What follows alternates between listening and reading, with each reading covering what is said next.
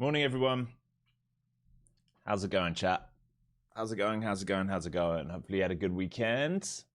Before we get into the technicals, remember, as always, if you're turning up here today, make sure you're in the right frame of mind to be trading. You should have had a nice weekend off, rested those eyes, gone and done stuff that makes you feel good. Make sure you are in the right frame of mind mentally and physically to be here at the desk today. All right, that said and done, you know the risk disclosure. This is here for not for financial advice, all right? I'm here to educate and provide some entertainment. So let's get into the charts. Daily charts. You can see right here, big gap, all right? Big gap from Friday's close into the Sunday session, and all we've done overnight is drift up, all right? We are well above 2 standard deviations. I would go as far as saying we're approaching 2.5, and threes will probably be that 26,000 that we talked about in the newsletter. We're already starting, all right, we're starting to get very close to these measured moves that I notified in the newsletter at the weekend already, all right? So the 161s up into sort of 26,165, and if we go from the most recent swing point for the first checkpoint for this move, you can see we're already through the 1618 and we are fast approaching that sort of 944/26,000 mark. All right, so any extension up there, that will be a measured move. Is this a good location to be a buyer from above the daily Bollinger Bands? No. All right, it's a terrible location to be a buyer from. That doesn't mean it's a short, like we always talk about. But if we just think about locations, all right, fail breakdowns, trade back inside, breakout. All right, swing buyers from Friday and everyone who accumulated down here are having a lot of fun. This is not a great location to be thinking about getting a new money long in. All right, we're going to need the market to sort of create some more form of structure if we're going to get long. Otherwise, you are in risk of buying long at the all-time highs and having a profit-taking event which closes the gap, and that is going to be very painful for you. You do not want to do that. So this morning, what we're going to need to do is actually wait for it to build out a bit of structure and see who wants to come in the New York session and take control. Because if we move to overnight, you can see previous week value. All right, if we're going to check previous week value, we've got to come all the way back down to 25,340. It's a long, long way away. If we want to check previous day's value, remember Friday, we built out this volume up here. You can see it here on the weekly chart, but we built out volume up here between sort of 25, let's just call it 25,500 and 25,560, that kind of level. So it's kind of 50 points of volume into the bottom of that range. In fact, I am going to create a little bit of demand block there, so I just remember it's there in case we close the gap and don't fully close it. All right, so that is the area of interest from last week. You can see quite clearly we're opening what, 6, 7, 8, 350 odd points higher right now. All right, considerably higher in the market. We don't want to get trapped as buyers at the highs. Overnight, this is the volume created since the Sunday open. All we've done is create this gap and go. So here's the gap and go. All right, and 1, 2, 3, 4, 5, 6, 7, 8 bars straight upside. In fact, the 9th bar printed upside before finding eventually a little bit of exhaustion up here, and all it's doing is pulling back to what? To this low here. All right, so it's thinner node and rebalancing it, and we're still finding buyers there at the moment. So I would say 2 things I'll be watching at the open. All right, this sort of 823 in here. All right, failures under that. All right, if we do something like this and leave these buyers trapped up here, there is a potential short rotation, at least back down to some level of overnight value into sort of 750s. If they really want to let go of the gap, all right, for some reason, which I'm not going to imagine they're going to do, but if they have major profit taking, too many buyers get trapped up here, maybe there's a gap fill. I find that incredibly unlikely, but you know, I'm going to play whatever the market presents. If we are going to go into a rotational day, then I imagine we might just sort of peak above and peak below and peak above and peak below and create a huge amount of volume out up here. It's very, very possible after a gap and go of this size that they don't close the gap and that they hold some of the structure. So I will be watching those kind of moves, right? I will be watching those. If we look in the chart above, pull this down a bit. All right, you can see what's happened. Every single player right now who's been long is in the money.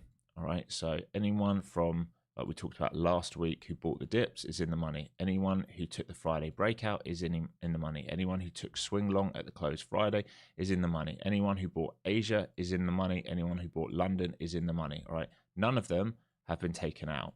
Remember, this was a grind up on Friday as well. So I am aware of that, not necessarily for today, but potentially for later in the week if we do some sort of blowout news. Like I said in the newsletter, we would need a catalyst right now for a deeper move under weekly value, not to come and test this, but for deeper moves.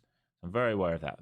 Sentiment very bullish. Location horrendous to be a bull today location wise, but we will see.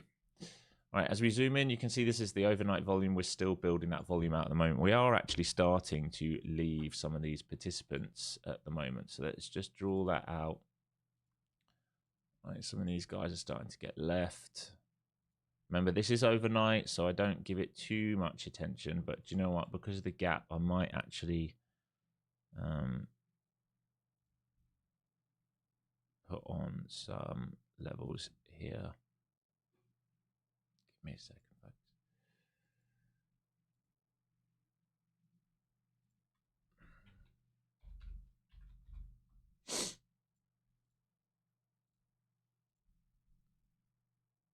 Let's get these on. Only because we've built out a rather large gap.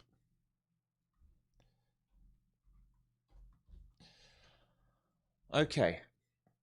With that said and done, let's have a look at some of the other indexes. ES, same story. All right, exactly the same story on ES. Big gap and go. All right, so gapping up. What are we gapping up on ES at the moment? 55 points. Gap on NQ currently 320 points, right? So big gap up, gap and go. Let's see what they do in here. All right, expect liquidity to be built out in here. If we have a failed breakout, look above. We fail that, it might be a rotation back into volume. If we start letting go of overnight, that's when we can think about deeper. Not until we let go of overnight. Do not be betting on this huge move down unless it absolutely proves one of these. All right, be very, very cautious. We are overall bullish. Just remember that we're overall bullish. If we have a look at the VIX, it's been absolutely clapped. All right, this thing's been completely crushed on the VIX. Back down to earth we come. This is risk on territory, guys. Remember, especially those in the Discord, we talked about the rotation out of the more fuddy names as we did this. They've rotated out and they've rotated into what? All the time we're dropping down, they're rotating into the MAG, right? Why? 5 of the MAG 7 have earnings this week. Few of them are undervalued right now. I'd say Amazon is probably underpriced right now, and they're starting to bid into that more aggressively, and we can see that as we go through them. Other thing to be aware of, just make sure you're noting the gaps in the spiders and the Qs. They might be slightly different. The overnight range will be slightly different. It's worth noting if you have enough space. Okay, Apple, all-time highs, breaking out, looking good, absolutely fantastic, right? Breaking out above this old level 65s. Alex, a very happy man right now. Remember, I'm long from 202s, long and strong into earnings. Looks good. So gap and go, or gap and sideways for me is what I'm looking for. If we want to fill the gap, I'll consider it when we start breaking down underneath pre-market. Amazon, same thing. Unfortunately, I have not got enough size in this. All right, I am long in this from the teens, but I wanted to pick some more up around here on a pullback, and I just couldn't get filled on Wednesday and Thursday. So we'll see if we offer something else. But this is deeply undervalued in my mind. All right, it's sluggish if we think about what we've done this year in Amazon. All right, there's the pullback that we did in April, the big giant pullback got absorbed, and we're still building out this right shoulder here. And I think Amazon's got a giant measured move coming in it. I really do, especially if earnings are good. This thing is undervalued. This thing will absolutely fly. If everyone's playing against the double top, all right, if they're all shorts in here and shorts in here and we start to break, it is going to fly. So I'd like to scoop some more, but unfortunately, I've got a load of limits out and it hasn't picked me up. So there we go. But you can see it's starting to break out now. Goog, same story. All right, absolutely huge run now. built out that liquidity for a little while in September and October, and now we're really starting to pump new all-time highs here on Goog. Again, nice big gap up. So very, very strong. All the mag are gapping up currently. Meta, same story. Look at that giant gap up, right? Big old gap, gap and go. I think that is also new all-time highs. No, not quite. How much are we short? Actually, considerably short. All right. So at least Meta's got some resistance above. It's got a gap fill. Well, that's already been filled, 57s. So I'd be watching then for fib plays of where it might get stuck. It's at 50s, so maybe how it reacts into the 50s, 51s. See how it reacts there. But I would assume they just keep squeezing this up now. Microsoft also gapping up. You're getting the picture here, folks. Tech strong right now. Microsoft also gapping up. Not too far away now from that curl and go back to those highs. Nvidia also gapping up. All right, strength in the chip names today. Chip names very, very strong today. Have a look at Nvidia. Again, not too far away. If it breaks out of these highs this week, then obviously we're looking for that whole number of 200. And Tesla, surprise, surprise, also gapping up. So Tesla was a bit weaker last week, had a big, big sell-off on Friday. All right, but all that sell-off did was reprice this bullish leg from Thursday, sold off Friday, has caught a bid. If it gets over this, all right, then we get the extension. If it fails here, retest the lows. Tesla, slightly more precarious than the rest of the market, I would say. We can have a look at a couple of others. How are we doing for time? We're okay. Oracle, also gapping up, right? Like we said, chip name strong. And AMD, my baby, also gapping up. I am now up over $100 a share on AMD since August. Let's go. Makes me very, very happy. Just need some of the rest of the market to start playing ball. Like I'd like PayPal, starting to see a bit of recovery there. I am long PayPal still. I sold ALB last week up into here. I didn't have much size on that anyway.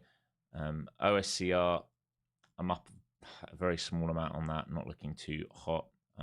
Kicking myself, I didn't scoop up some of these names here, like IONQ for the relief rally, but we'll see. We'll see how we end this week. I think those will get resold into unless we go mega risk on. Okay, moving down into the charts. Let's make these nice and big. We're close to earnings this week. So just remember that if you're trading throughout the week and I'm not here, you have lots of Mag 7's earnings. Everything is covered in the newsletter this week. Make sure you sign up for that newsletter. It's completely free. It has you prepared for stuff like this. And good morning, everyone. Let's go through some of these good mornings while you're here. Hopefully you're all doing well. Let me just build this chat out so I can see you all. Here we go.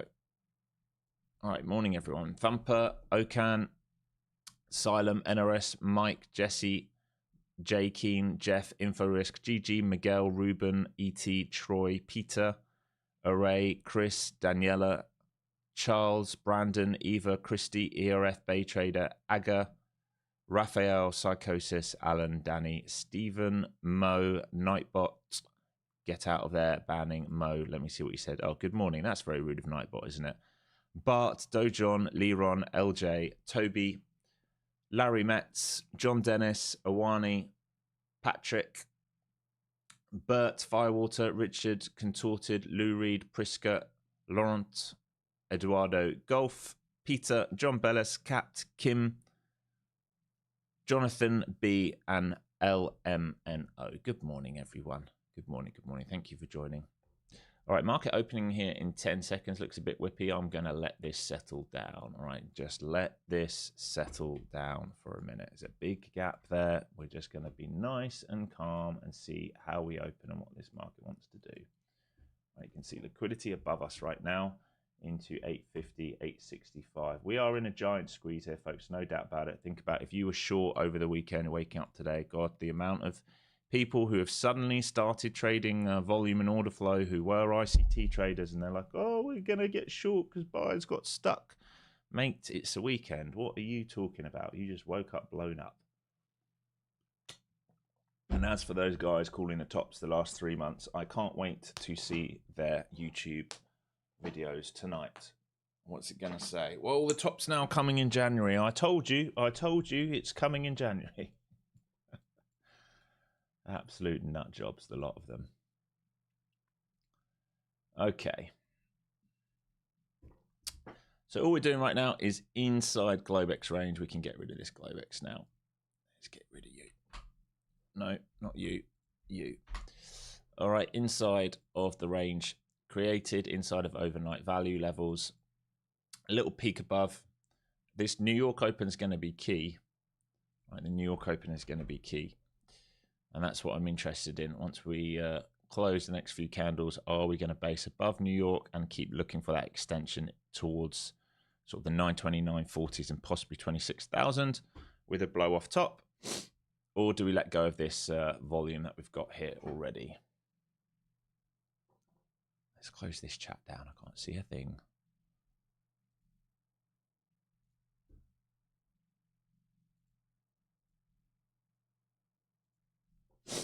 All right, I'm going to get a tissue here. Be right back. Nothing to do. Let it calm down.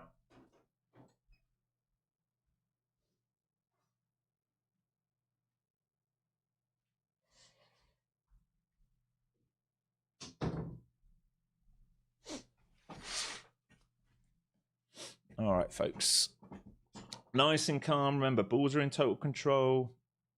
We're not going to do anything stupid. Let this do whatever it is it's got to do.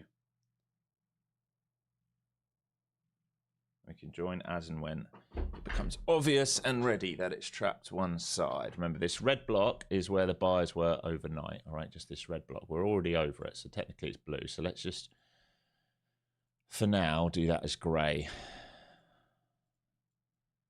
All right, so swiping overnight highs right now, cleaning out any stops that are up there so far this morning. We can have a look at the mag. All right, Tesla 2.15% up, Nvidia 2.17% up, Microsoft 1.29% up, Meta 1.77% up, Google 2.28% up, Amazon 1.5%, Apple just under 1.5%. Do not be surprised, by the way. I would say do not be surprised if you see us build out sideways for a bit. All right, it might just need to build some structure while it makes its decision. We're very, very bullish. It might just need to be like, hey, everyone, calm down. Let's just reassess and see what we want to do. Did any of you trade it overnight? Hopefully lots of you traded it overnight and made your money early. That would be more ideal than coming to a session like this. Can be hard at times when we have gaps this big. And watch your ATR and volatility today as well, please.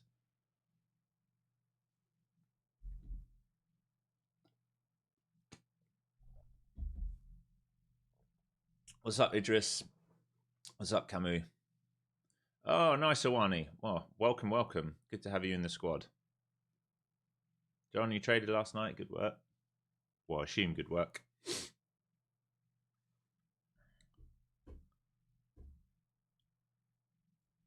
What a gap. What a gap. Above the daily Bollingers. Never what you want to see. For swing longs, it's exactly what I want to see in my swing accounts. We could be a bit frothy up here doing moves like this, but let's see.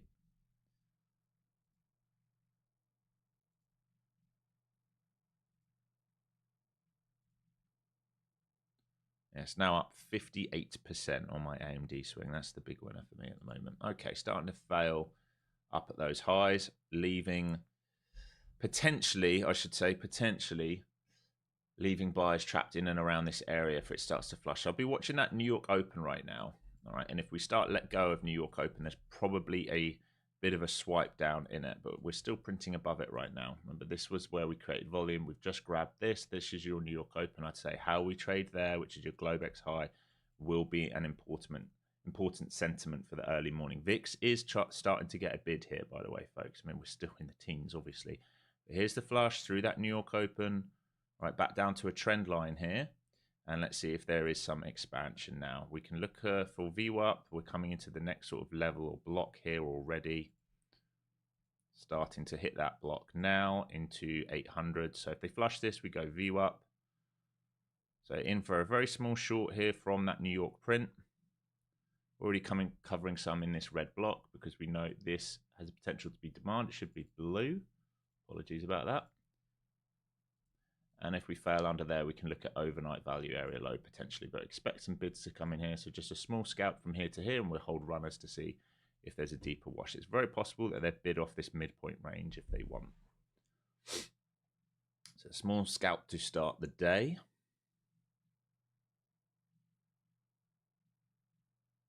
we just wait, give it a bit of time.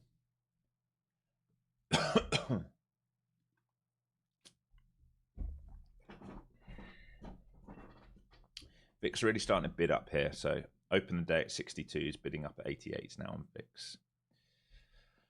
So this is where we had some volume overnight. I'd say how we act in this New York Open becomes key now. Do we reject that New York Open and start looking for a deeper drive?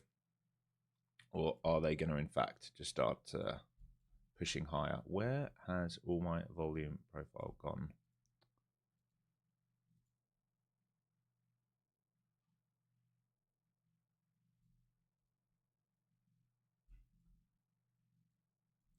Okay, how we act here is key. If we start recovering this, we're going to go and test this old volume up here, and then we're back into that choppy range that we've been in since, what would you say, since 5:30 this morning. So I'd say this New York Open key over under. I'm out of that position now, just a scalp, and we wait and see. Remember, we're overall bullish until proves otherwise. If we can leave lots of volume trapped, we can have a bit more interest in what's next. Let's get this on so before I forget.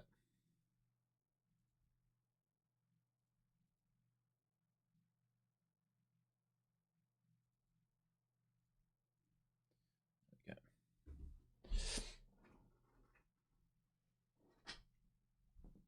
we go. Yeah, lots of you making money overnight.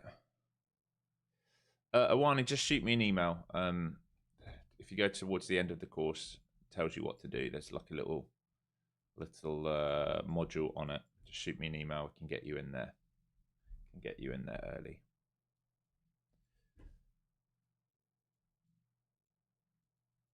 All right, ES back to its VWAPs. We're just chopping around here, starting to reclaim that New York Open. So just tiny little scalp to start the day. That's it.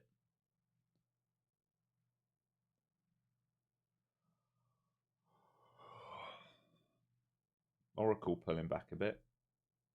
Netflix still not caught a bid the last few days. I'm waiting for that to flush out a bit more before maybe thinking about scooping some.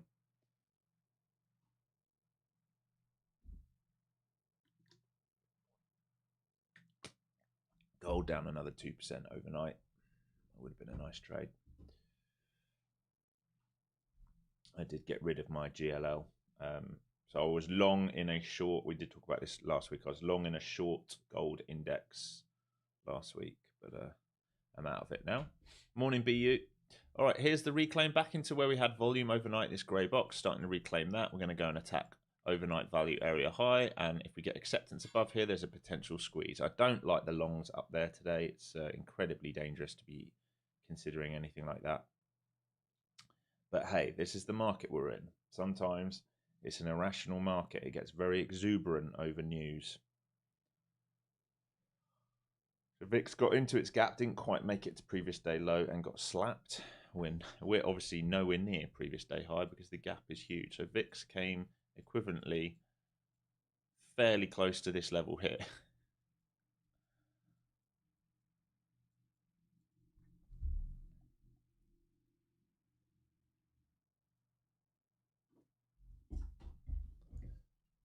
Morning. Remind me what time your flight is. What time are you leaving? Oh, I don't.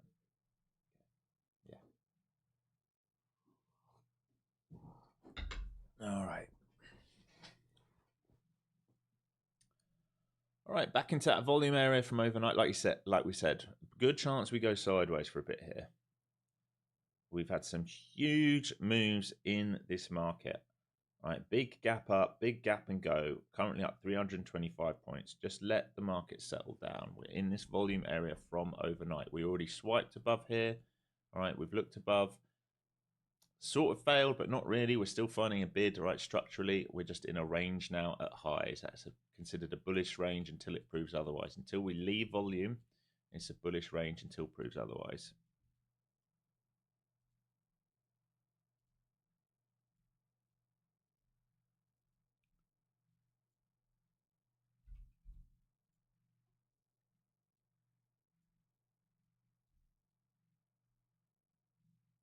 Yeah, huge amount of volume being built up here.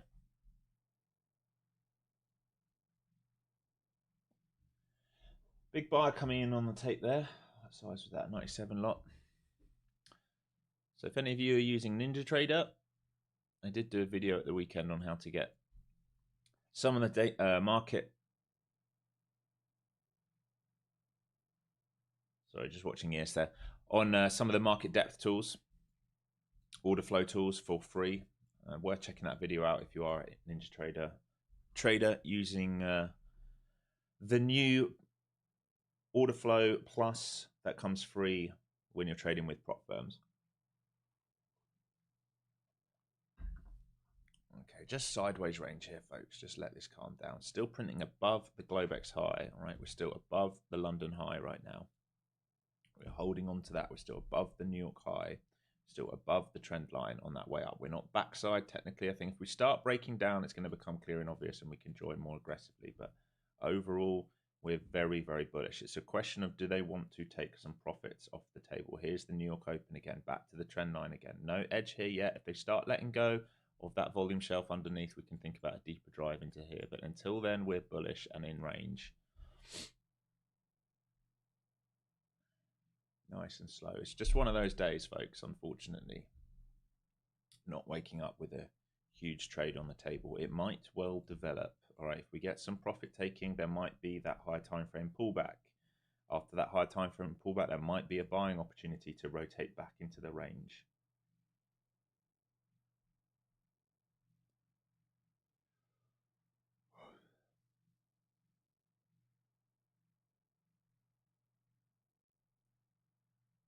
BTC hit back down a little bit. Still no bid on any of the altcoins, interestingly. All right, technically, it's this time of year you'll see, hate to say it, about an 80% sell-off on Bitcoin. But this year might be different with the Fed making very different decisions to every other year that Bitcoin has been available. So it'd be interesting.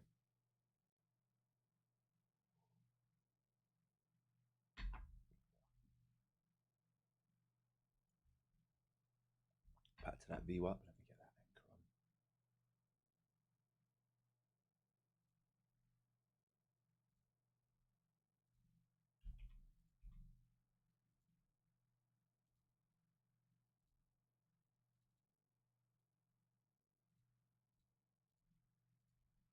on. All right, back to New York VWAP. Still stuck here, so we're making higher lows and lower highs. We're in a wedge now. All right, since the New York Open, we're just wedged in.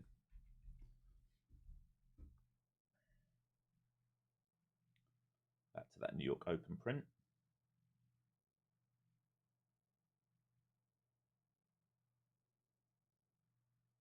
Not a lot to do here, team. Not a lot to do here.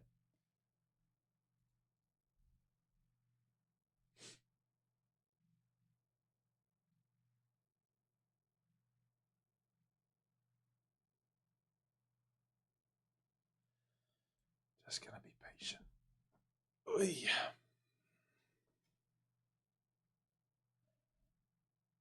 We're holding that H1 gap so far. So this drift into here so far has held that gap. All right, so if we think about this gap here where we had that big drive out, all we've done is pull back, created a flag, drifted into where we had volume, found a bid. So no drive on the H1, yet we've rotated between these volume areas. We haven't had this move here. We haven't had this move here. And we haven't had one of these yet. All right, it started and then sort of stalled out. So I'm not looking to pick tops. I'm looking for volume to be stuck if I'm going to play counter trend, or a blow off top and volume to be stuck higher. That's fine. Very hard for me to participate as a buyer unless I see a very, very good bear trap to think about getting long at highs in. Remember, we're at all-time highs right now. We are in price discovery. We're in a breakout. I'm happy to be a buyer, but not up here. More than happy to be a buyer, but not up here.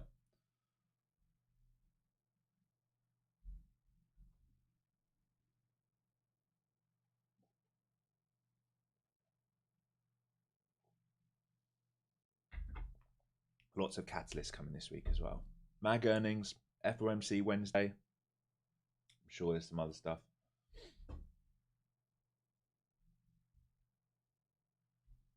Okay, coming into these sellers, 850, 862, 875, still making lower highs and higher lows, still wedged in right now. You can see I'm still very, very calm, like not really interested in much right now. We had that one little scalp this morning, which seemed fairly obvious to come back down to here, just that little flush, and it's already been reclaimed, already reclaiming some of these key levels. Printing over New York, so all bulls in New York still in the money, still very, very comfortable.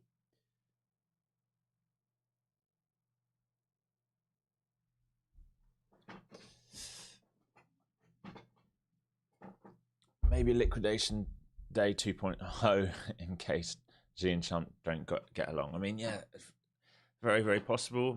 Maybe we don't get a rate cut and everyone freaks out. I mean, when we're frothy, right, when we're extended, we've got a double gap up. Remember, we gapped Thursday to Friday. We've gapped Friday to Monday, and we've drifted higher. Right, when we're above the daily Bolligers. When we get frothy, bad news can shape the market because you will get bulls chasing at highs.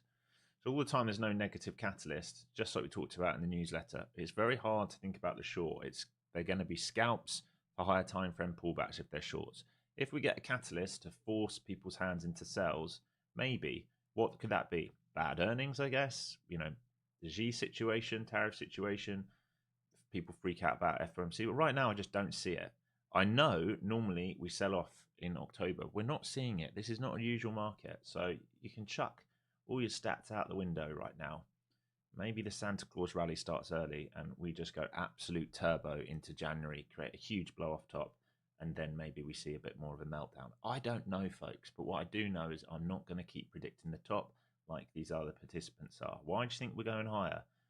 People keep saying this is the top, this is the top, and then they convince everyone to start taking puts on QQQ, and then they wake up 100 grand down, million down, 2 million down, 10 million down, and they get liquidated on Friday. Then they try it again at the end of close on Friday. Okay, buyers are trapped. I'm going to take puts now into the weekend. What a stupid idea. And guess what they do? What happens? They wake up out of money and we drift higher. You know, they don't learn. These people do not learn. And like I said, talked about it on Discord. You will get attention by picking tops and bottoms because eventually you'll get it right. You pick it right 500 days in a row, you're going to eventually pick a top or a bottom. And then you're going to be able to say, I told you so. And it might look really good for anyone who's just joined you that day. It creates attention. It's just like having extreme views, right? Extreme views will get you social attention. If you're a normal, calm person, no one's going to give two you-know-whats about you on social media, right? So it's just clickbait and attention grabbing. That's all it is. And it creates bad habits in people.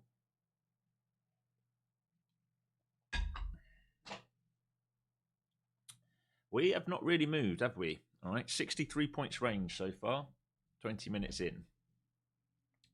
Gapping up 325 points, and we are in 60 points of range. Right, we've not really moved yet.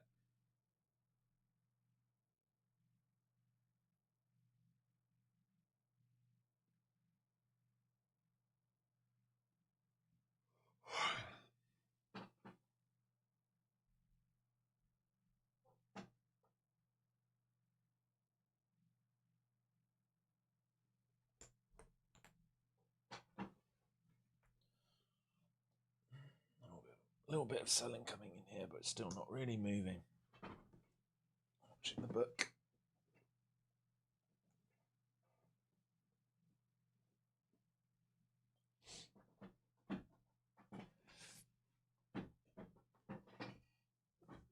I tell you what, I'm having a great Monday no matter what. Arsenal, top of the league. Lando winning at the weekend, upsetting all the Mexican fans. Moaning because Max didn't win.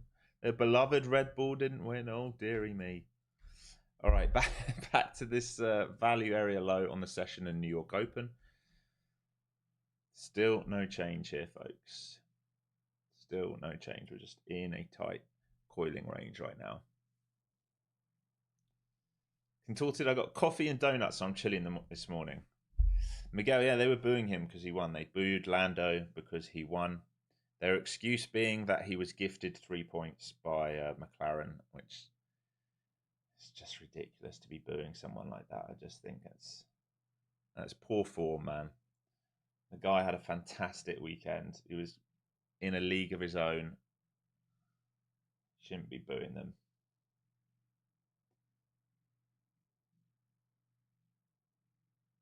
I don't remember.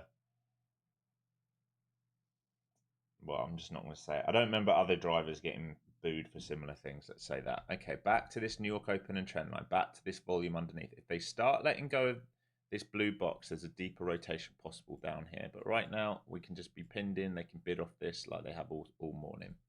We just have to wait.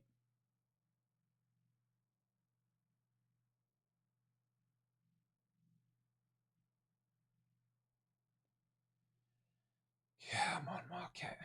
Please give us something in this session. Please give us something in this session.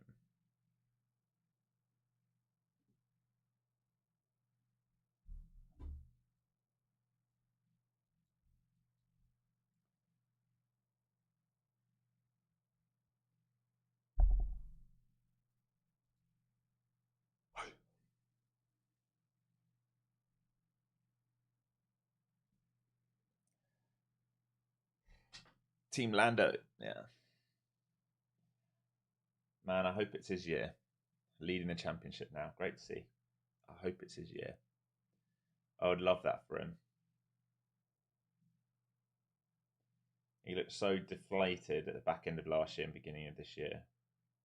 It's nice to see him come back. All right, some bigger buying coming in here. They're trying to force their hands here.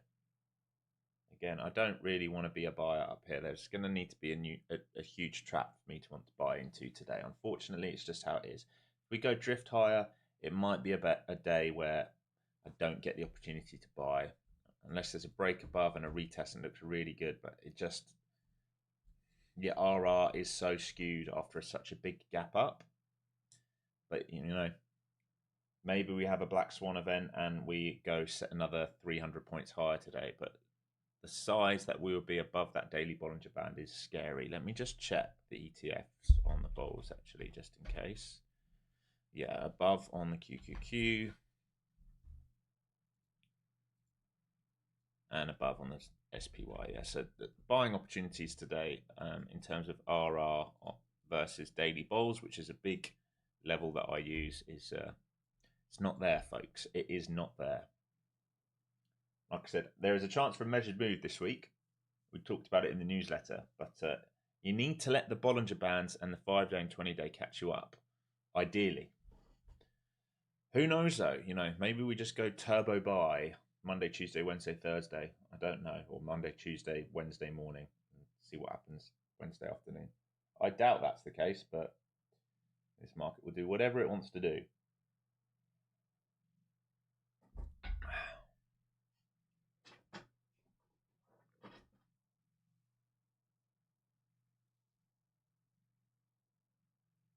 That dip this morning on spiders held its gap.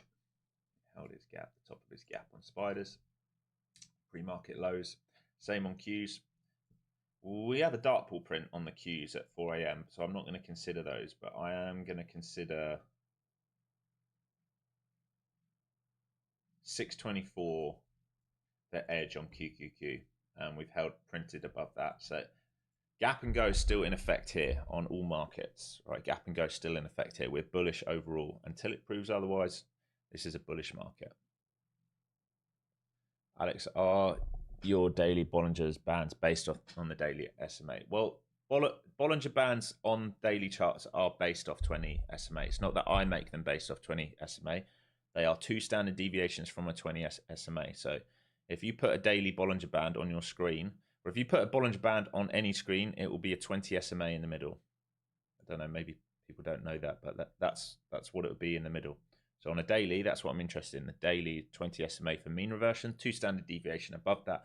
It's very rare that we go outside of 2 standard deviation in the market. It used to be very rare, even in small caps, that we'd go outside 2 and 3 standard deviation until we got into COVID times, and then we go 5, 6, 7, 8, 9, 10 standard deviations. But yes.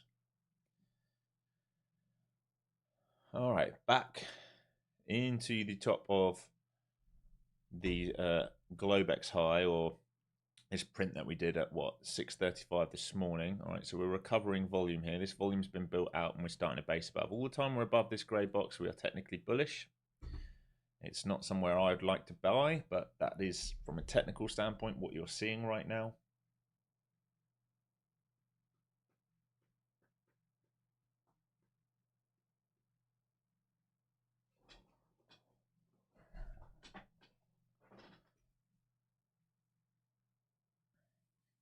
Back to point of control.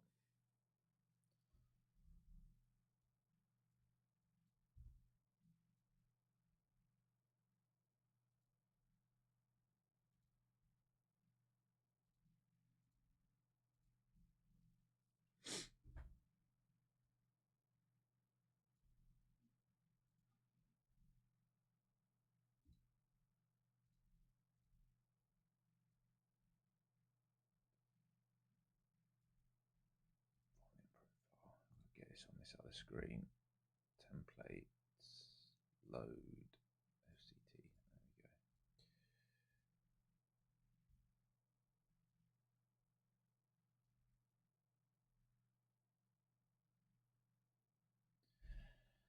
go. Oh, anyone else want to go to sleep? Just me. Just me. Hopefully I'm keeping you safe though, stream. Sure, there's already lots of other traders who've already blown up. We've had one scalp today. One scalp was very simply rotation from New York to this demand block. All right, that's it. That's all we've had, 20 odd points.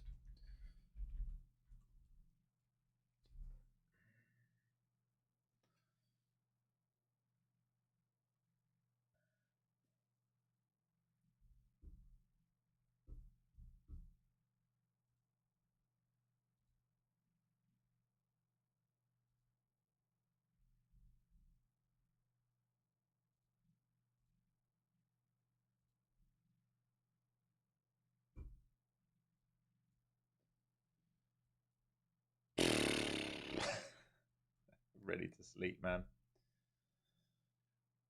All right. Back into overnight value area high.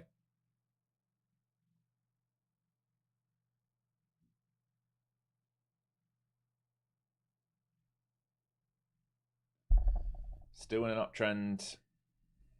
Still looking for higher prices here. Market's still looking to see if it can find acceptance over overnight value and current value on the session. If it can base above here, maybe it resqueezes again. It is beyond my risk parameter because I haven't seen a trap that I like this morning to get long for this. It doesn't mean it can't keep going. It absolutely can keep going. There's no way I'm picking a top in this market.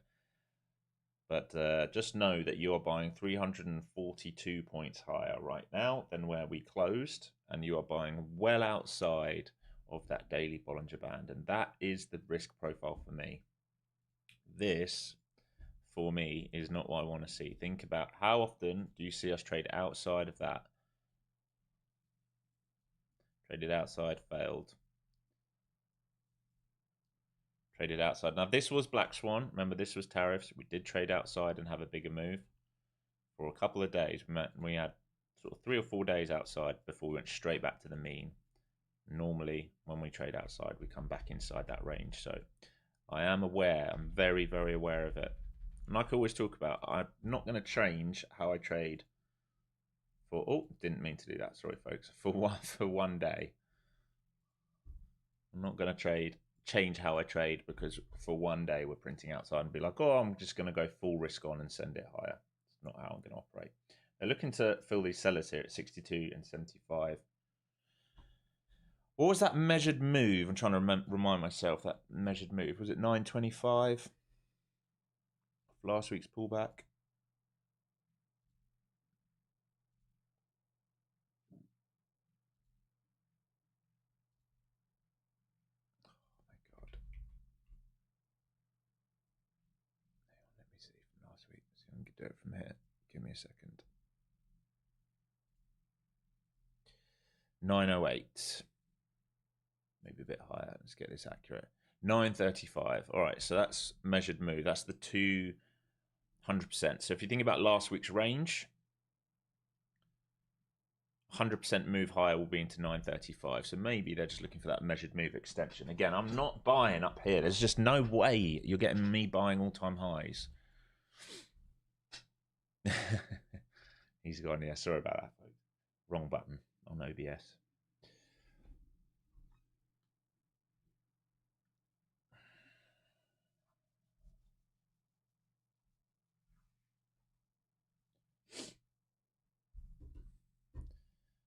Feels like 925 might be the target. 900 obvious level. Let's just see if anyone's got an offer up there. They have. Very thin up there, but they have got some offers up there. Remember, we're in price discovery right now. This is new all-time highs. We don't know how high this market wants to go. We are in price discovery.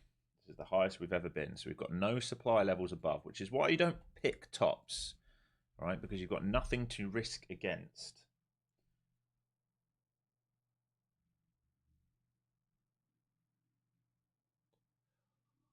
So opening range up here, your white line across. More volume built out in this grey box. Dips held this morning into this midpoint here, where we found a bid here at 5:30 this morning. Right, they've protected that, and we are squeezing higher at this point. So congrats to bulls, anyone who's brave enough to buy that dip. It's paying you. It is paying you on the reclaim. Make sure you're taking money off the table as you move higher. You must take money off the table as you move higher in these markets.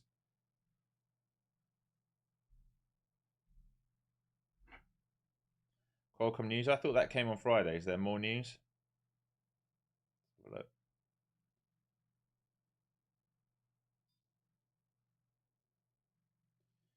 Launch of Qualcomm AI 200 chips based on accelerator cards, racks and data centers. Okay, so just more boost to that sort of chip market. So they've timed that pretty poorly. I would have held that news back and waited for market to cool off.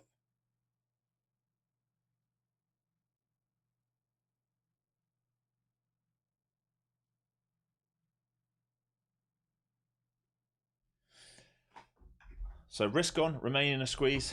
Just no buying opportunity for me that I'm interested in. Beyond my my taste. Beyond my taste.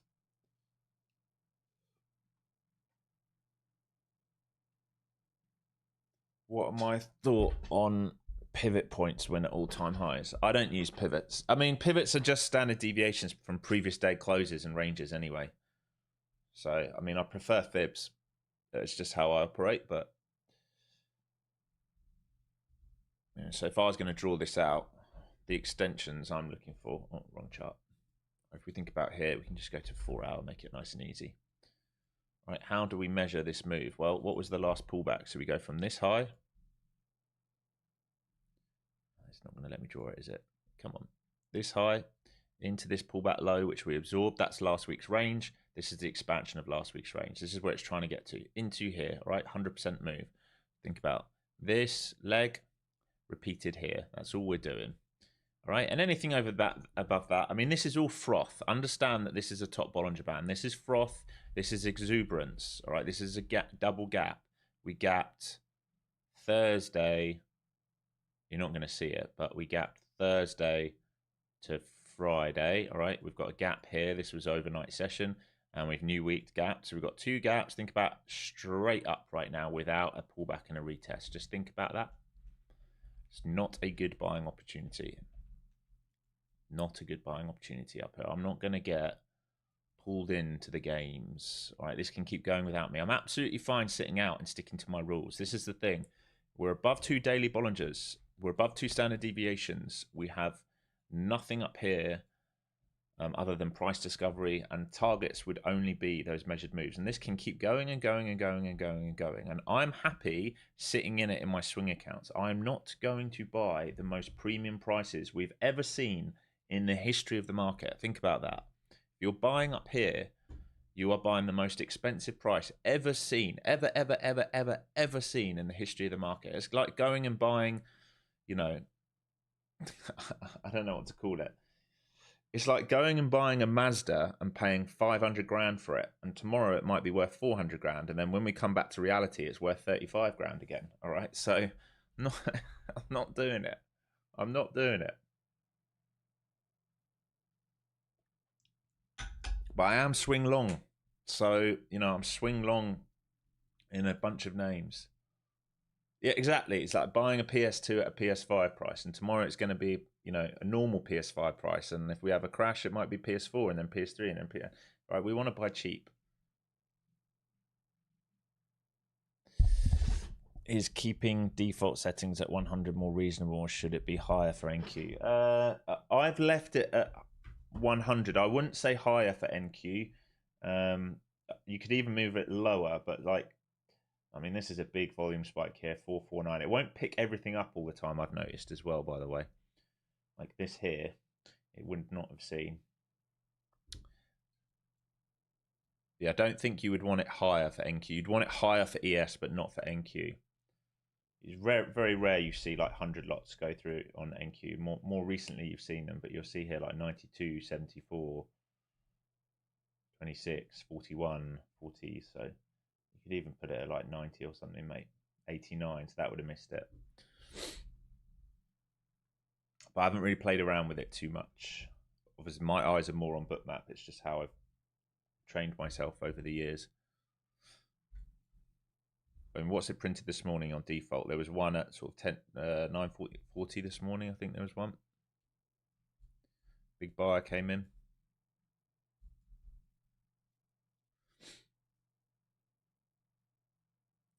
You're not making money now, but you're making money on your swings. Yeah, that's it, Rath. And that's how you balance it out. We went over this Friday, right? So like, if I don't want to be buying high day trading, it's okay because I'm swing long in all these names. I want to be swing long, and like we talked about, I'm up 27% in Apple. I'm up 5% in Amazon. That's annoying, and I've not got enough size on that. It is what it is. Sometimes you get them, sometimes you don't. I'm up 57% in AMD. I'm up 1.8% in PayPal. I'm up just under 5% on OSCR. I'm up 313% with my one share in Open, right? Because I sold everything when we were up 500% in Open. And I've got a tiny, tiny, tiny bit left on ALB, but it's worthless now. I sold into that 106 move last week. And I didn't get enough size on that, unfortunately. It's the same story with Amazon. Didn't get enough size on. Didn't get picked up in all the ones we were looking at last week. The short on CVS, which came in, didn't get picked up on that. I didn't get picked up in IREN, IONQ, RGTI for the bounce. Didn't get picked up on those either. Sometimes you get them, sometimes you don't. When you leave limits out, it's just how it is. How long do I trade for a day? Well, I stream until lunch and then I have a break. If I think there's a setup in the afternoon, I'll call it in the Discord. If I don't think there's a setup, I'll walk away. So it really depends. Sometimes just till lunch. Sometimes beyond in Discord. Depends on the setups.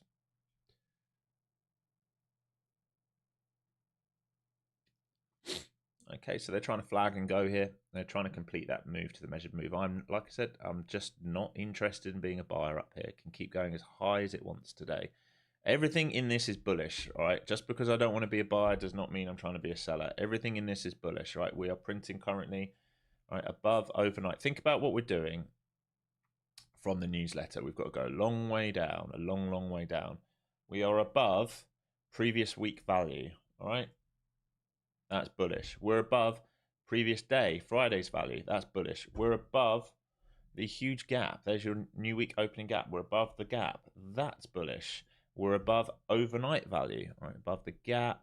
We're above overnight value. Everything's bullish right now, but we're frothy up here. I'm not buying up here for good reason. For good reason. And one thing that a lot of people think is just because you don't want to take one side of the trade, you should be taking the other. No, no, no, no, no, no, no. Just because I don't want to buy premium up here, is there any reason for me to get short yet? No, right? Maybe if we start rejecting and start rotating and leaving lots of volume stuck, there might be a short. But until that point, there's no reason. There's absolutely no reason.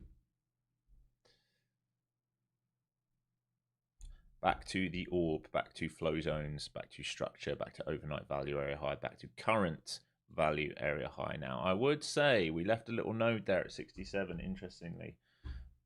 Was there much delta up there? No, not really. And the first sign of a pullback here in this hourly bar. So we did make a new H1, H4 high. That's of interest. If we start popping and failing here, there might be just a rotation. It wouldn't be anything more than a rotation until it proves otherwise if it pops and fails. But MAG's still looking very strong right now.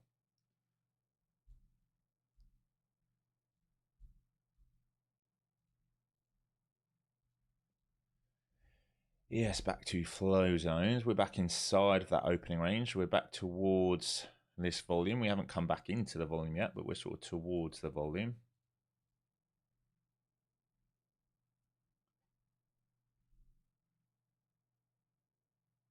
And there's a buy sat at 800 waiting to get filled.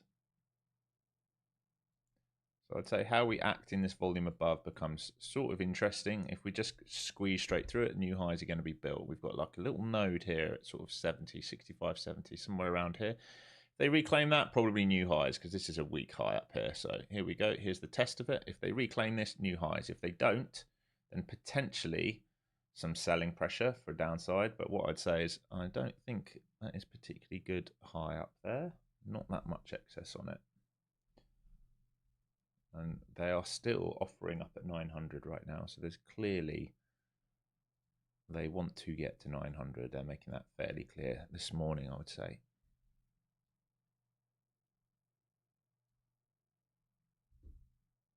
Everything just in a drift higher right now, other than Oracle, actually. Oracle not looking so good.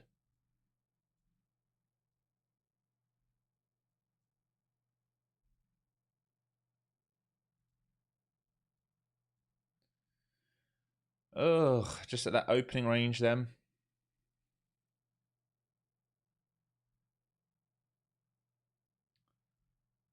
I'm ready to go back to bed, in all honesty.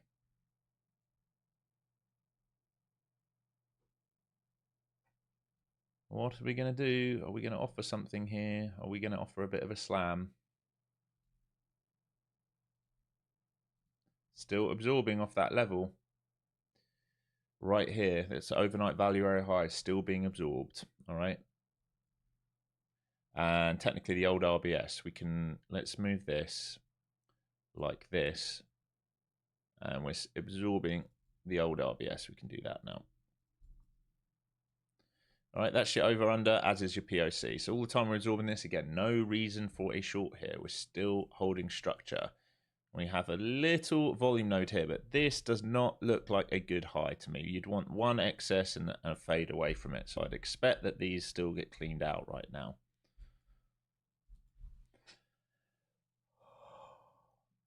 Yes, very possible, Mo. I mean, it might not be visited for a while. We can leave those gaps.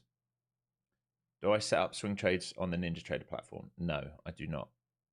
I do not. I use NinjaTrader just for futures. My swing trading is done mainly on 212, to be honest, because most of my swings are long swings. And normally when I'm taking the other side of it, I'm taking an ETF leveraged, like GLL, like I took for gold.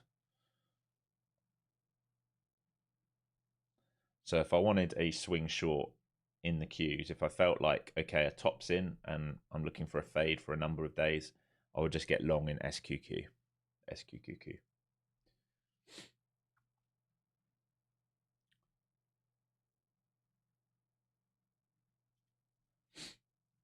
But you could use anything. IB, TradeStation, TradeZero.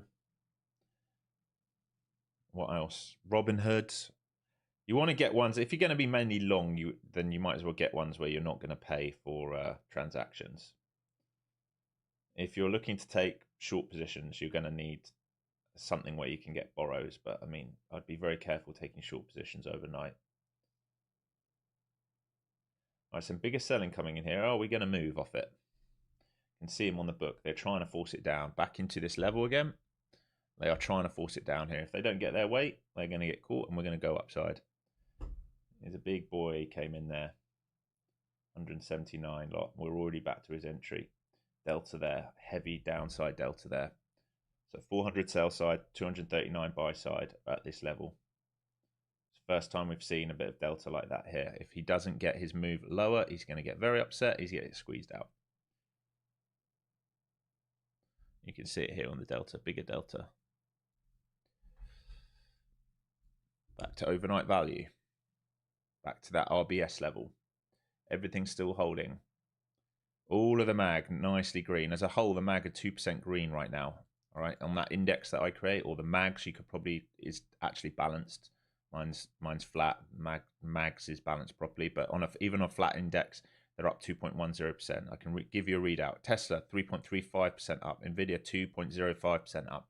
Microsoft 1.88% up. Meta 2% up. Google 2.03% up. Amazon 1.5% up. Apple 1.27% up. All right, mag is strong. We are in an index which is moving higher. Now, what I would say is VIX is putting its first higher low on at M5 this morning. It's trying to start to reclaim flow zones. If it can reclaim and get to PDL and get into its gap, it's got a long way to go, but it's available for it if it can. Selling, back to that seller again, same level. Do they flush this market now? Here goes VWAP.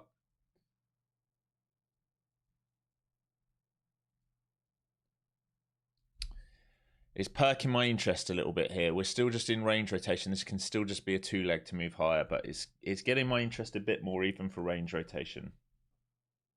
A little bit more. ES back to New York VWAP.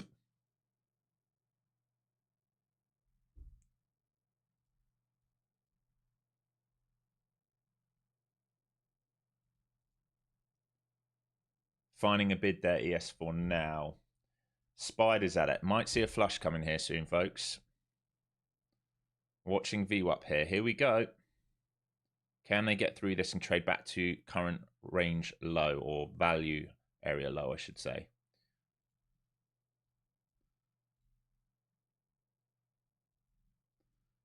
Right into POC. This is your key over under. If they let go of this, we're going to test this. If we let go of this, we test New York. If we let go of that, we test overnight value area low, which is way lower.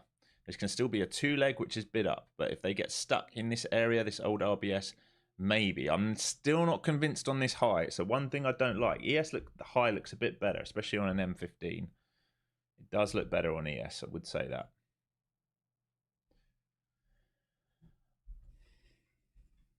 I want to see if pops start to fail here for a rotation. Don't want to get short in the mid of the range at current fair value. So I want to see if pops start to fail or not. If we're going to go into rotation, how long we got left? 12 minutes until IB is set. That is still a poor high in my view. Do not like that high. It's the one thing right now. VIX starting to find that bid, all right?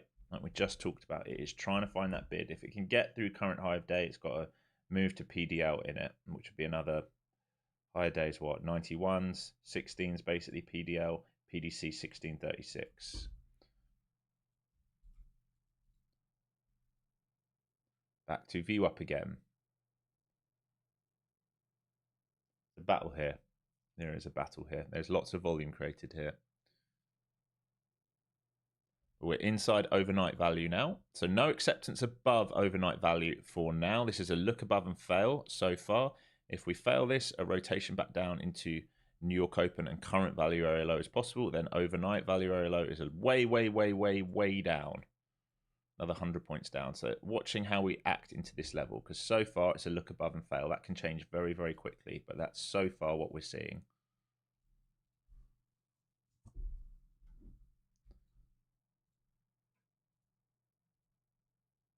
There's the flush. All right, in this short versus VWAP, already got stop in the money. Just in case we're going to rotate to current value, can we get down into these 26s? Getting close. If we let go of 26s, I'm going to attack into New York. Here we come. All right, not going to be a dick for a tick. There we go. Lovely. All right, let's see if we can get to Globex in New York. We're already peeling some off here. Lower time frame algo here, so we want to be careful. Bulls can control that lower time frame algo. They've controlled it all morning. Had no close below it all morning. This blue line on the chart, they're absorbing on that all morning. But here was the trade. Again, very small trade. It was versus this. Started rejecting overnight value. Oh, God. Look, oh my gosh. Look above and fail, lower highs, left the buyers up here trapped for now, rotate to value. They want to do this, it's possible. If they let go of this, and especially in New York, then we have this to attack here. So we're just scalping away, especially if we're playing shorts, we are scalping away. We're not overstaying welcomes on the short side.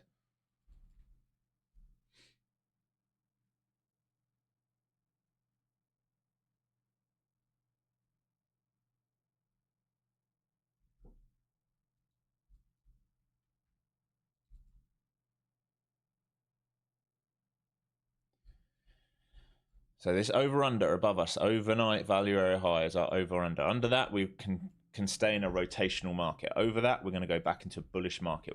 Buyers can come back in and absorb around here. Remember that. Remember that. We're in current value of the day.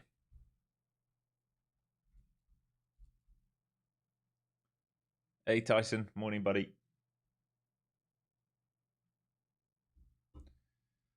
Watching the ETFs here as they come into their gaps. All right. Think about the ETFs and their gaps. They're different to how we have gaps on the futures market. We've been gap and go this morning in the ETFs. Here we go. Can we get any follow through?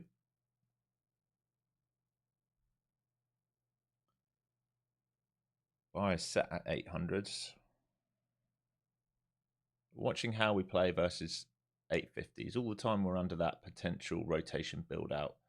So far we're finding a bid. This is getting thick in here now. You can see this point of control. We've traded in it a lot overnight and a lot in the New York session, right? Think about over, under, over, under, over, under. Acceptance, no. Back to it, acceptance, question mark. Acceptance, acceptance, midpoint range, question mark.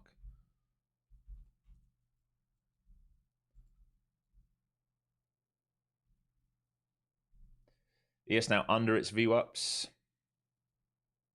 Can we go to value? If we fail New York and fail Globex, there is potential, and fail low of day, potential to go to overnight value area low. You can see some passive buyers on the tape down here, 820 and 800s. This is just a bit of profit taking. There's no panic in this, right? Just think about that. If you're in this short with me, you've got to be paying yourself. We're into value on the day. You have to be paying yourself. It's just a counter trend scalp down. There's no guarantee of a bigger wash here. They can absolutely absorb this and send it higher.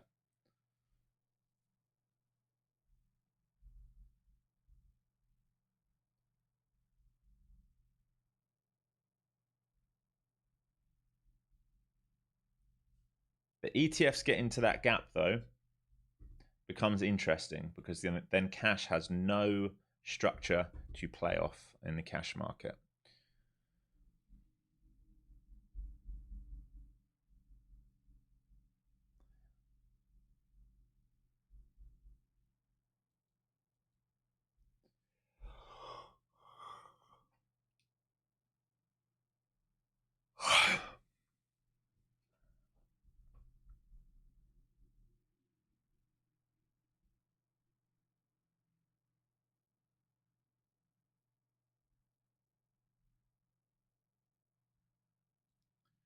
Back to VWAPs, stuck between the two VWAPs now.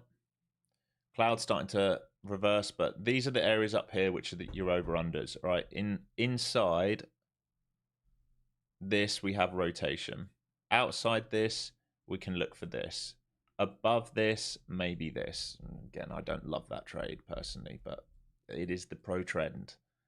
It's just a terrible location for the pro trend. All right, bathroom break for me. You know what that means. I'll be back in a moment.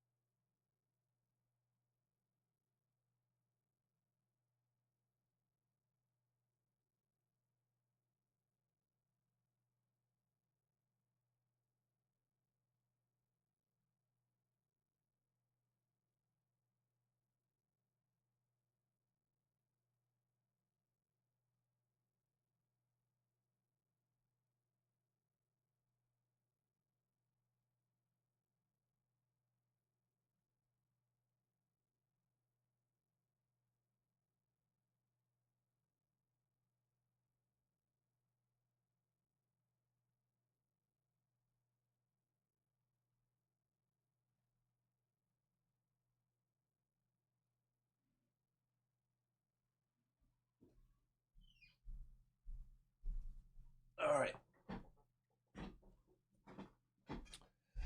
So they're trying that drift back into value where we just got stuck.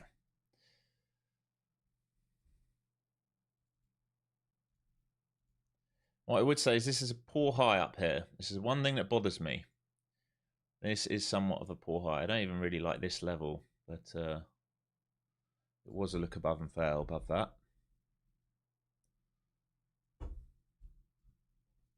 But we're overall bullish. We're just in range rotation.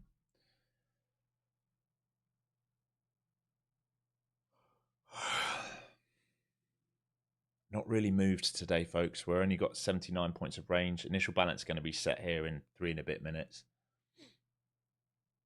Can I get a refill? I've got time for a refill. Be right back. Let me get a refill. More coffee left, yeah?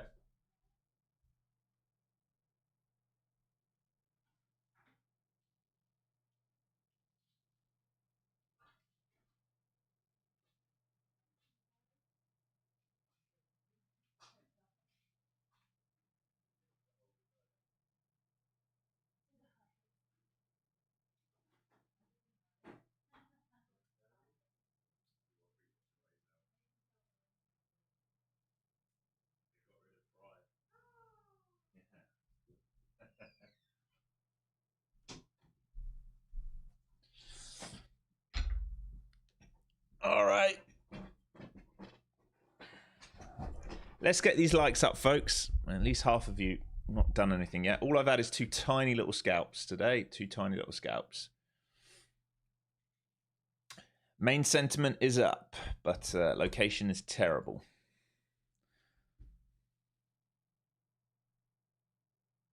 I knew what you meant, Tyson. It's all right. I knew what you meant.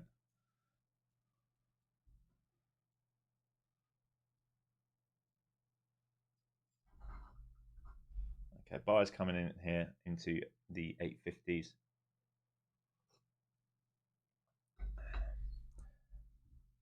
So ETFs still holding their gaps.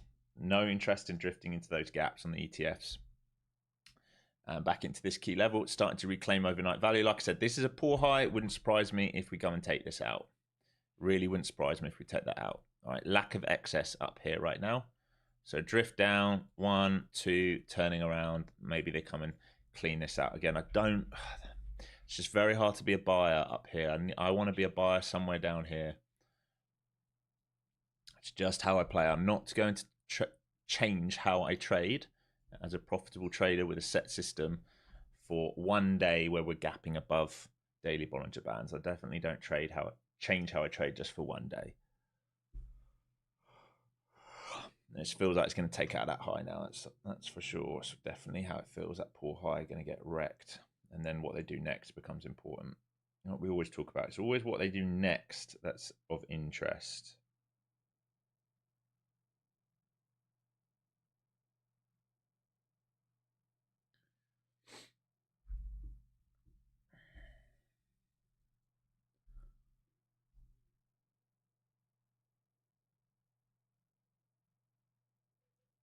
Awani, just go through the course. At the end of the course, there's a module on it. Just go through the course. It tells you the email and what to send. Everything's there.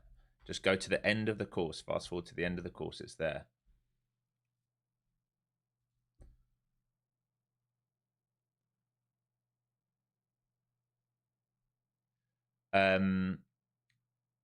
Poor high and low when there's a lack of excess, right? When we have a good high is when there's excess left at the highs, right? We don't want a flat top high, right? A good high would be if we'd like squeeze through, left like a pin bar and come down and left buyers trapped there. That would be a good high. Be a good high with good excess. We want like this, basically up here with like some single prints would be ideal rather than trading sideways for a period of time.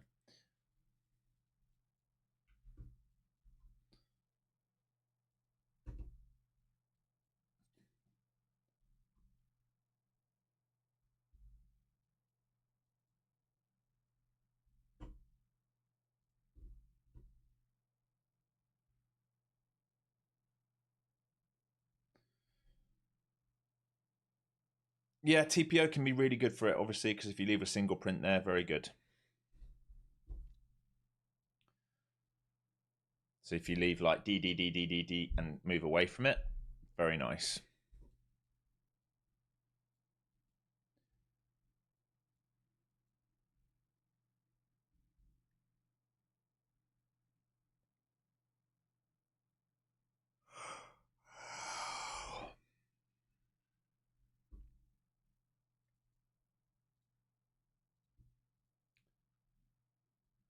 Still only an RBS. I don't like the way we're building out structure and volume here. It's just a rotational market for me.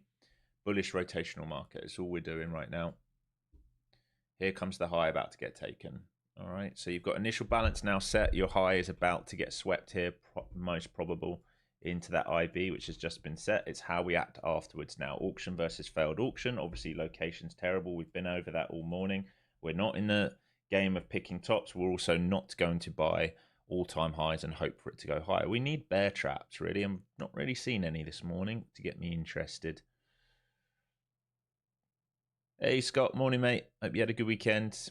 Good morning, Tonio. Thanks for joining. Morning, everyone. All the regulars back. Morning, morning, morning, morning, morning.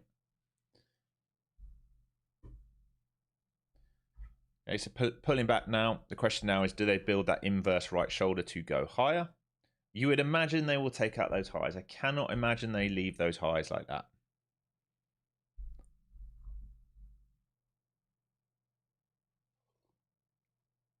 You have divergence here. VIX is picked up. So we've been drifting high while VIX has been drifting higher here. So just be careful. VIX coming into previous day low at 16s like we talked about.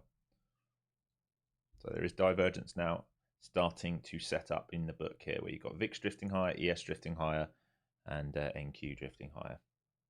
Never what you want to see. You don't want to see them in alignment in that way. You want VIX to drift lower and the markets to drift higher, or VIX to drift higher and the markets to drift lower. When we get them all moving the same way, you're going to get an issue. Someone's going to get caught here, because if VIX reclaims PDL and goes for PDC, the market should pull back. So you might get a delayed reaction in one of them. It might be that the VIX fails. There it goes. That high about to be taken now. There you go. So here's the high now being taken across both indexes. VIX still holding its highs here, just under 16s. And if VIX starts to get acceptance through previous day low into PDC, you would expect this market to start failing. We're not seeing that right now. VIX can't currently get through the 16s. We've just cleared out high of day. Remember, the target is 900 and 935, I think it was, for the measured move, right? Targets on 900 and 935 for measured moves. You can put a little box in here if you want. So those of you who are long, know your targets. 900 to 935, right? That would be your TP zone.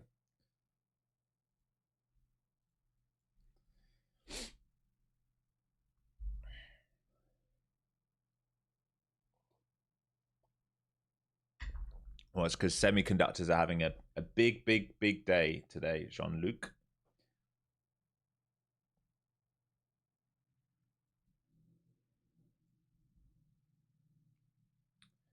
So you're thinking about auction versus failed auction theory at this point, folks.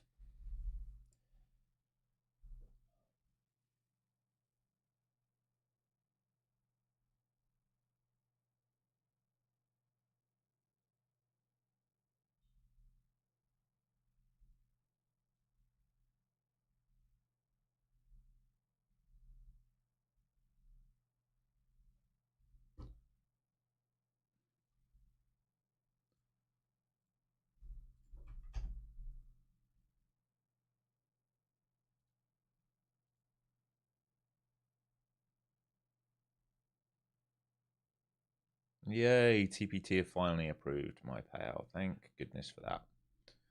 Took forever.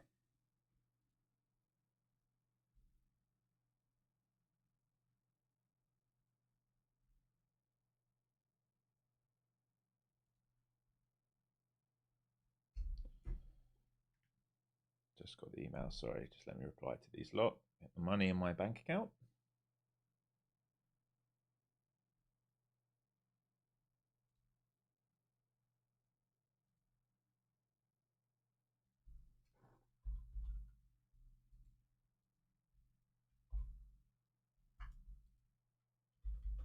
Wow.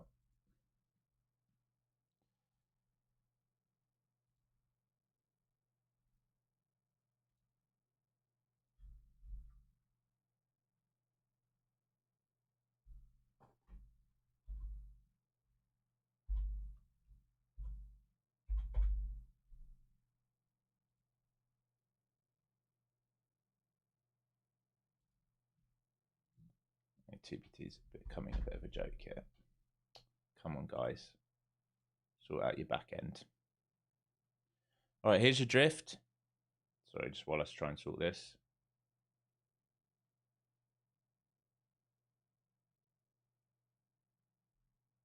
There we go.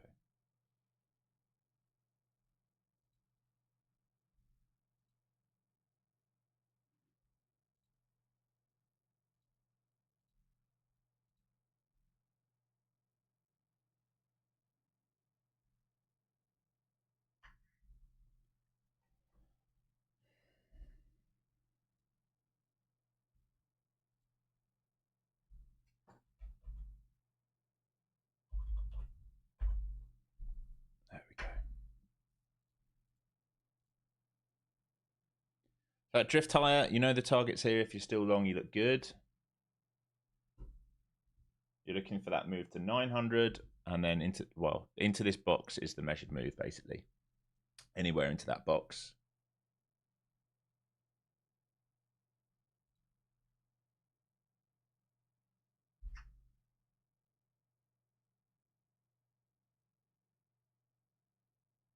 Almost there for you. And then you can also think about auction versus failed auction.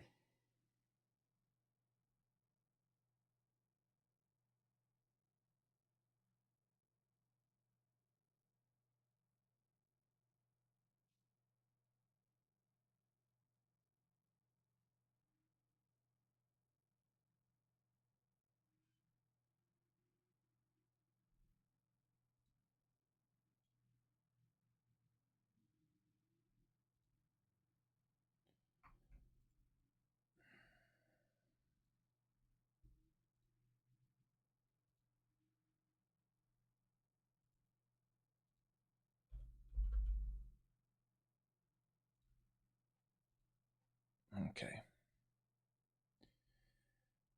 Big selling up there. Sorry, folks, I just had to get that payment sorted because I've been waiting days for it to come through. So about 400 lot went through there at the highs up here. You can see Delta here. So there's a big seller there selling in front of the 900s. I'd still like to see it complete the move, really. And we're just back at the initial balance here right now.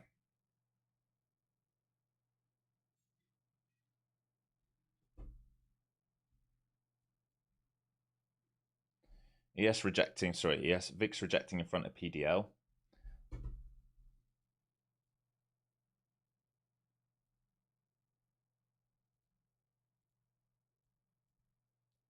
ES just like, yeah, midpoint of the range. SPY midpoint of the range. Much, much weaker than Nasdaq, which is having a big shove up this morning off the tech, which is running. And give you a readout on that mag, which are looking pretty big right now still. Like Tesla 3.29% up, Nvidia over 2% up, Microsoft 1.86%, Meta 2%, Google just under 2%, Amazon just under 1.5%, Apple 1% up. Right, Mag 7 still look good. They are bullish. They are pulling the Qs up. Remember, it's worth 60% of the Qs. When the Mag are running, you want to be very, very careful about looking the other way.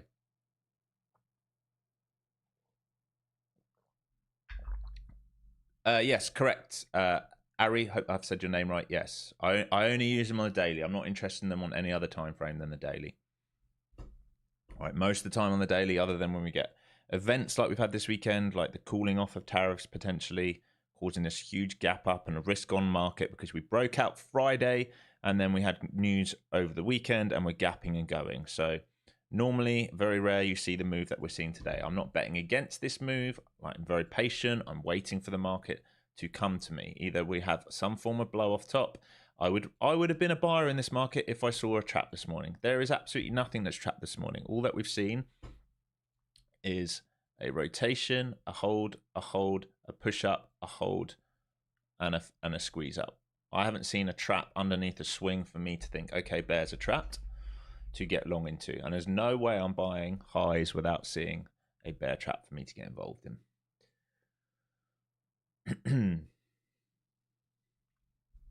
So yes, still inside of Globex. Very, very different charts here between the spiders and the Qs here today. And I think we want to take those 900s and get into that measured move. I think that's what the market wants to do. So let's just see if it can do it. Again, I'm not long in this, folks. It just goes against my personal rules. You guys should trade exactly how you want to trade. For me, I will happily miss out days like this and wait for the market to cool off and build out a bit more volume for me to get long into. Like, shoulda, woulda, coulda, like, but there's nothing about this long here I like. We're still basically all-time highs. It's a two-leg like we talked about. Once they finish the two-leg, build that shoulder. I talked about this move being probable to take out this poor high, but it doesn't mean I'm going to take it. But yeah, it's worked. It's a probable move. You're up, what, like 40 odd points at the moment.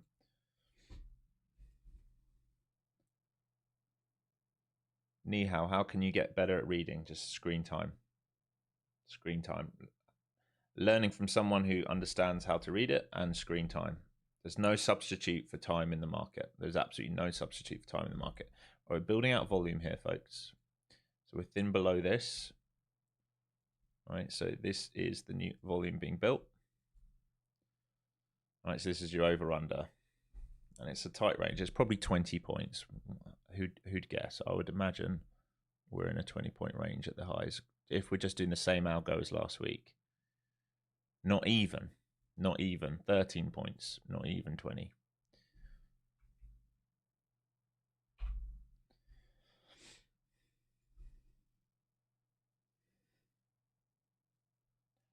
Well, me, obviously, ni hao, but I mean, I don't know about other mentors. Whoever's good at reading tape and understand how markets move. But there's no substitute for you sitting down and doing it. You can't. You just got to train. Your eyes and brain are just a muscle, right? It's like going to the gym. You're not going to go to the gym and put, 300 pounds on the bench press first time you go there and be able to do it. It's going to take you years and years and years of building up to it. How do I resist from trading after I miss a big gap up like today, especially if people around you got it? Well, what did they get? I mean, I have to sleep at some point, right? So we did speak about this in the Discord. I predicted this gap up. It made perfect sense to me because when I was looking at the market, crypto was gapping up and the news was positive and the likelihood was we were in a breakout. So, once I come to the New York session, I don't really feel like I'm missing out, right? This is the New York session. Friday was a grind up as well. I think about Friday. There's your gap on Friday, Thursday to Friday. So we're gapping Thursday to Friday. We're gapping Friday to Monday. What have I missed out on? Like, we traded Friday, all right? That's a drift higher. There's your gap. This is a drift higher. What am I missing out on? I'm asleep until here, remember? What am I going to buy this? This doesn't feel like I've got no FOMO missing out on this move, knowing that the buy opportunity was down here. I've got the zero FOMO. The buying opportunity was 600 points lower. I just understand how the market works, so I can't get upset that I'm not in a swing long position from Thursday morning, and I'm definitely not going to get upset with myself for not chasing these highs. So for me, it's fine. It's absolutely fine.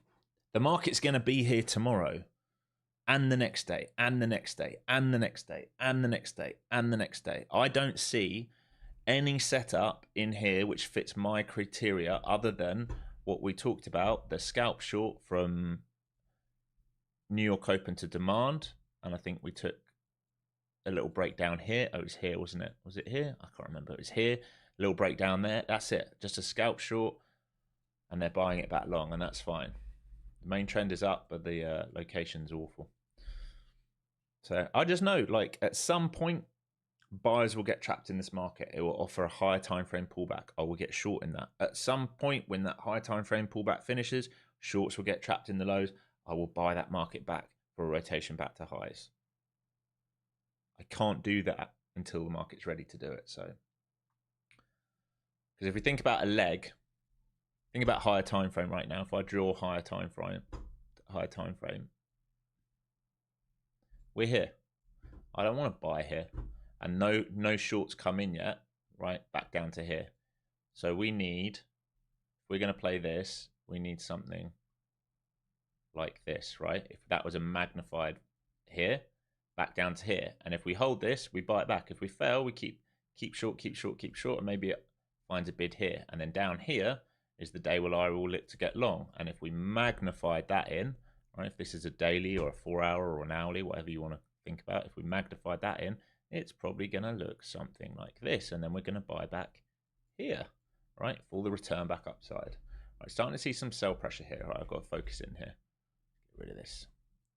Back to initial balance. We didn't take out the 900s, which is a little bit annoying. But like we talked about, we have excess up there for the first time. We're still building volume out here. I would like to see this take out 900s and complete the move first. That's what I'd like to see. Whether it does it or not is another thing, but it is what I'd like to see. Those sellers came in about the 850s. All right, we had volume at 850s. 885, sorry. 437 lot of sell side.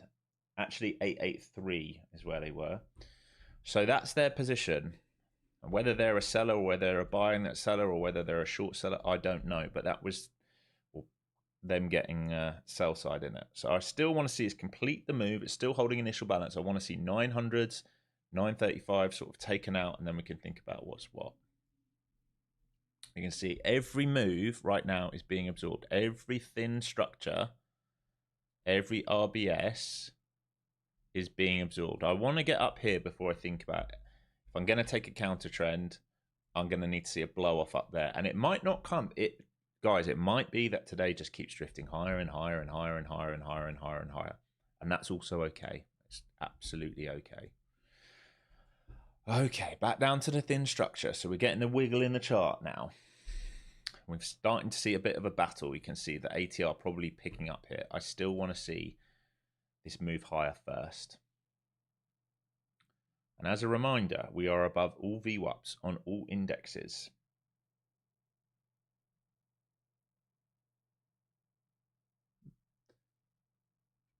What are you guys saying? Always be more, no one misses anything. Yeah, exactly, BU. It's always another trade, right? It's always another trade to have.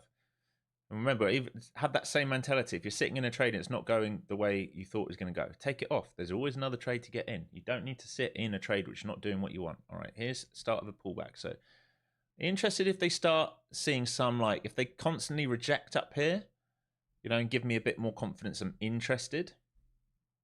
But again, it's counter trend. The main trend is upside right now. It's very risky to be taking these kind of trades. It's not in anything yet. It would have to really prove itself to me that it's ready to let go. And I don't like taking anything short side until we've taken out the 900s, honestly. There's nothing wrong with waiting for the market to come to you. Yeah, exactly. Discipline, Scott says, exactly. Crystal clear. Thanks, bro. Yeah. Have a plan on what you're looking for. Don't just trade. Absolutely. Tonio saying, I'm way more calmer than before. That's great. Not going to get rich in one trade, so don't go broke in one trade. That's it. One trade probably not going to make your life, but it can absolutely destroy it. We talk about that all the time. No, you're quite right. You are quite right, my friend. And those people who do get rich in one trade, most of the time, if it's a short-lived trade, it's because they've oversized and got lucky. It's not normally down to skill. Now, that's different if you're, you know, one of these guys building long-term positions. You know, if any of you have read things like Market Wizards, you know, there's old school guys trading wheat and soy who built positions in for macroeconomic events. That's very different to what Scott's talking about as oversizing in one trade.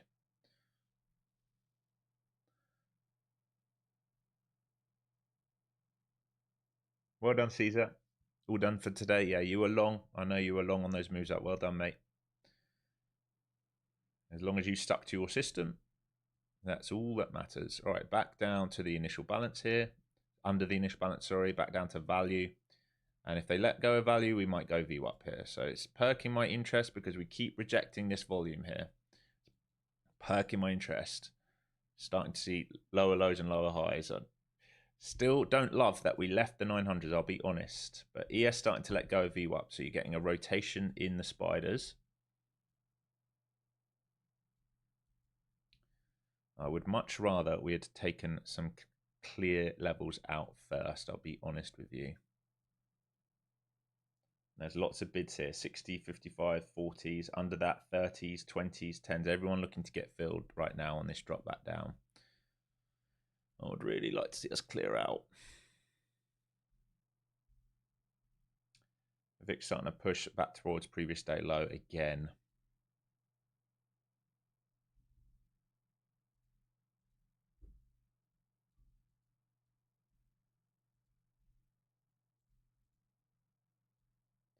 So you can see the passive buyers on bookmap here.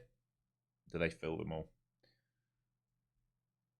So if we're going to go rotation from IB, technically we'd go VWAP. ES has never got anywhere near IB and is starting to sell through VWAP, coming back down to its New York Open print right now. So that's the weaker asset right now. It's going to be the easier short technically.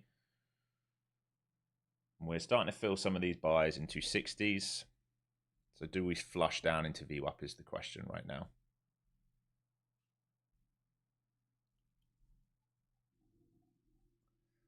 Here's the retest of the IB. So ES finding a bid off New York Open and VWAP. So this is going to be tricky. If they bid off 24-hour VWAP and New York Open and catch a bid and start really pushing ES, then NQ might make that move back towards the 900s. We get that rotation back into the market. I'm watching VIX as well. It's tapping on previous day low. So still not in this trade. Like I said, it's possible that we've left some excess here and we trap these participants. I want to see us trade into here first because then I know the measured move is complete. But if they protect 900s, then I guess that's possible. It's not ideal, but if that sets up, then what they're going to do is fail against this volume and rotate. We have volume here as well, so they're making it very, very tricky. There's not much room to play with. If we let go of this, and then this, and then this, and this, and under there, this, and then under there, much easier. Very, very thin under here overnight. But right now, the main move is just this, right? So they might just bid back off this and go again. So if you're in this short, you better be paying yourself every single little drop because we are in volume here and it's counter trend. These are very, very risky. ES now letting go of VWAP, letting go of New York Open for now, drifting into its last pivot. So do they find a bid here on ES? This would be a double bottom if they find a bid here from that last pivot at sort of 10.20 for that move back up. And if they don't, then I would imagine the initial balance gets run on ES. So the weaker asset is ES. So if you're looking for the shorts, the easier short, how it's setting up right now, is on the spiders. It is on the spiders. Here's the retest of New York Open and VWAP on the spiders here.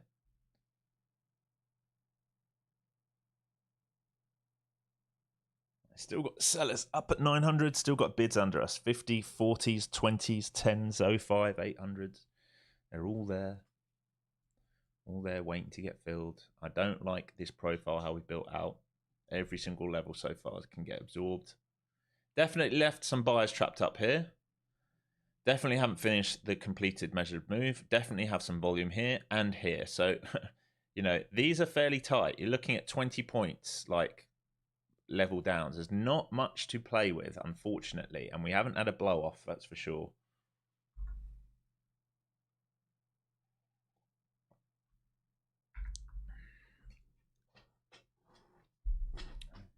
So back towards the IB high for the Qs, back to VWAP for the spiders, back to that New York Open and VWAP. So far double bottom. How they act at this New York VWAP, I think, will be important on ES if they sell it. Let's just check the bookmap. Yes, big seller here, 885 on ES, 600 lot. They're coming flying into him right now with market orders. Absolutely flying into him. All right, initial balance here on the Qs. Very, very different charts.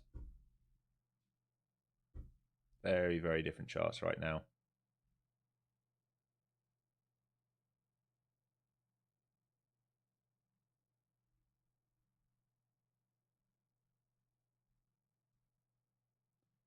Yeah, 80s. If they reclaim 80s, they get back into range, they're going to probably make a new high. So big, big decision points on this market here. ES back to VWAP. Do they sell it or not? Is the question.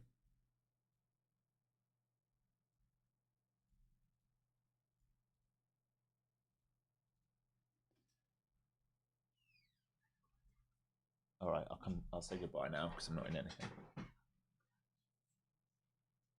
Yeah, water. I'll do it at 9. Don't worry.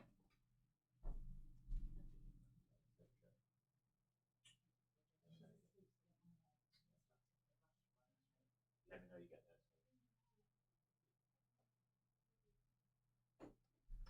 there. All right, sorry, folks. My wife off on business to New York for the week, so that means I've got Luna for the week. Those in Discord. So. Oh, it's gonna be a bit trickier for me to trade. Head and shoulders from that purple line. Do you mean an inverse? I mean, I wouldn't be calling anything here. It's just bullish, right? The main swings at the moment are bullish until it proves otherwise. This is bullish. If you're looking for that, right, you would need something under here, really. This is bullish order flow trying to complete this move. It's just whether these buyers stay stuck right now or not. Do they keep these buyers stuck or not above right now? That's all that we're really looking at. So if you're an initial balance trader, you could be short versus current higher day and looking for these. All right, that would be your IB trade, and it would be invalidated, obviously, if they hold that and break above. I'd say these are fairly tight range rotations at the moment. Given the size of the gap, the range rotations are actually pretty small. Starting to see a bit of a rejection here of initial balance. It's only a first attempt. It hasn't had multiple attempts up there yet. ES back under VWAP, so rejecting New York VWAP, still building out liquidity. I'm still somewhat unconvinced in this market. Double tap into this low. Still lots of bids down here. VIX still not through previous day low yet.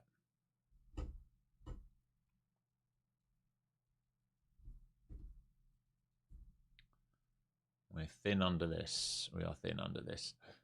For that flush to view up if it wants it. They might well scoop that as soon as it does that.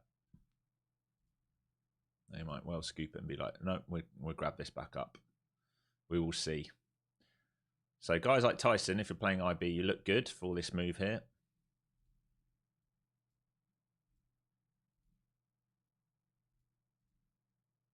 Nice. Here comes VWAP, and then your runners below VWAP, obviously.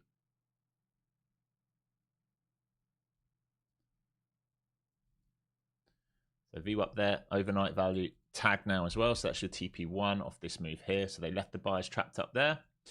And then TP2, if we fail VWAP, you'll be looking for this point of control. This is the thickest area we've traded at today. And then value area low on the session down here. And then initial balance if they really want to let go. Remember, there you go. I knew you'd be in it. Nice work, mate.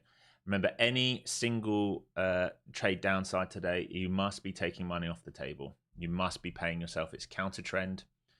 Until we leave a huge amount of volume, I'm not talking about this, until we leave all these participants stuck, we won't see follow through downside. All right. So just think this is a tiny amount of volume, but really what you're going to need to see, all right, is all of these players. If we leave all of these players stuck, we can see this. But until then, we're playing your counter trend, thinking it's going to be absorbed. Counter trend, thinking it's going to be absorbed. Until all of these players are buyers that become sellers, then we can get a deeper wash. Until that point, be very, very cautious. All right, just give me 2 minutes here, folks. Give me 2 minutes.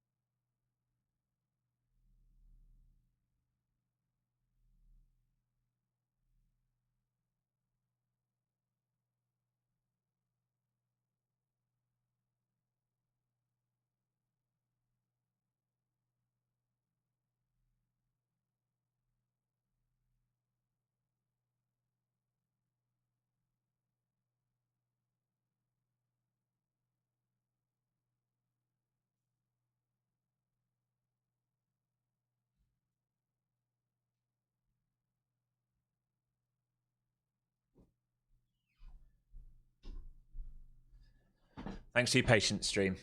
Always hard saying goodbye to your wife. Another week gone. All right. Make sure this is lined up well. Yeah, it looks pretty good. All right, so your TP's hit there. You should be out majority of this. This is starting to build liquidity now. Remember, the overall sentiment is bullish. The overall sentiment is bullish in this market. Why am I playing counter trend? Just because we trapped some buyers at the top, because looking for the relief, because I don't want to be a buyer at the highs. I will flip to being a buyer if and when there's a nice bear trap for me to think about playing a value buy higher. When you say first we need to leave that volume zone between value area high and value area low, in which time frame I can draw that zone. It doesn't matter what time frame you draw that zone, my friend. That zone is there in every single time frame. It has nothing to do with anything else. Take care, Peter. How often does that IB to VWAP trade work out? Feel like every other day we're talking about it. It works, and I'm not in it. It depends on the type of market conditions you're in, Fresh. All right, so currently we're bullish, but we're in range. Why? Why are we not like a big trend right now? Well, if we just zoom out for a second, all right, the trend started developing on the breakout on Friday. All right, so we went into a breakout market in Friday. Think about, have we ever pulled back since this? No. So now we're gapping up here. What we're expecting, probably a bit of rotation. Even if it doesn't come down here, we're going to offer some rotation. Why? To go higher, because we need consolidation, even if it's to go higher. So in those days, you're likely to get the IB trade a little bit more, because value buyers want to buy VWAP. Now, in the days where, you know, let's say we do this for a day or two, and then we do this, right? These days here, you're likely not to get the rotation. You're likely to get IB set here, break and go. You're going to move away from there. Right, so it depends on the trade. Remember, we're in breakout, right? This is what annoys me when all these traders are calling for shorts on Friday and all month. We're in breakout. If we go to like a monthly, right? You tell me when this market has been in a short. On a monthly, it hasn't, right? Here's your monthly chart. All right, it's a sweep into a level, back long.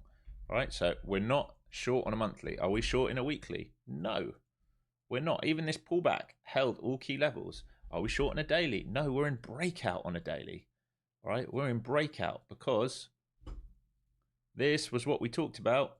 Built liquidity, built liquidity, built liquidity. There's the all-time high breakout. We are in breakout. Why are we shorting a breakout? As in calling for a top. We don't call for a top in a breakout. This can keep going. Trust me. This, if everyone's going to keep calling shorts, can keep doing this. All right. If they keep calling shorts, when will this end? It will end when everyone thinks, retail goes, oh, I'm going to buy, I'm going to buy, I'm going to buy, and we get a blow off, and then we get a short, right? And then we get a trade back inside, and then a continuation. Until that point, nothing changes. Nothing changes.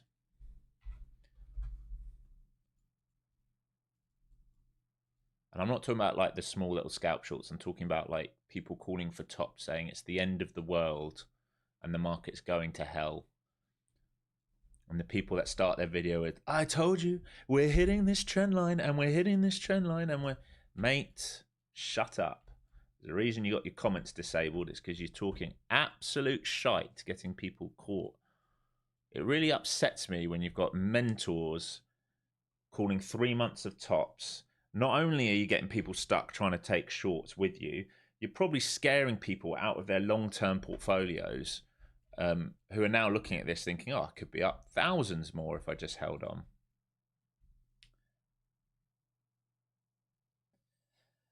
All right, so you got weakness in the ES, right? ES just stuck at the midpoint of its initial balance, stuck between its New York VWAP, 24-hour VWAP, New York Open. Qs are still going. This is trying to complete the move. Remember, this is what we would like to see, and more interested in it up here. How do we operate once we get up here? 900 into sort of 935, something around that is the 100% measured move. It can keep going. I don't know if anyone's got GEX levels for this week. I'd be interested.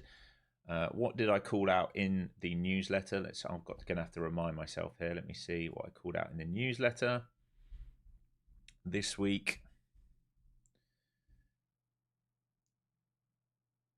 Measured move, 25, 7, 10, 25, 900, 26,000. There you go. Well, 25,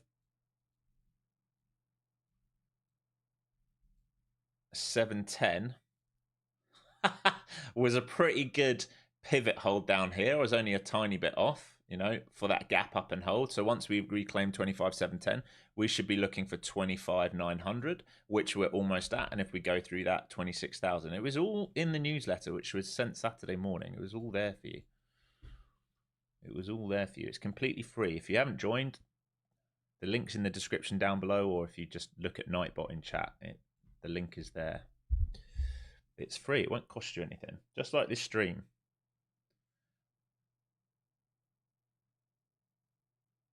Okay.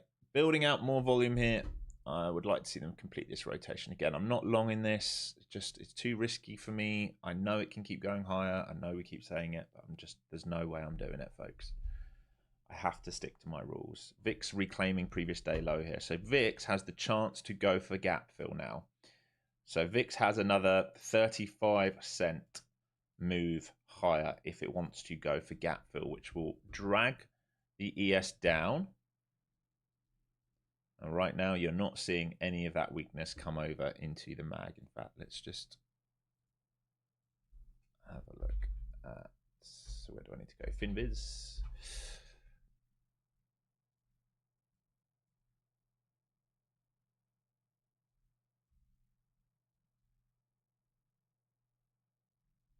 All right, so if we have a look at the sectors.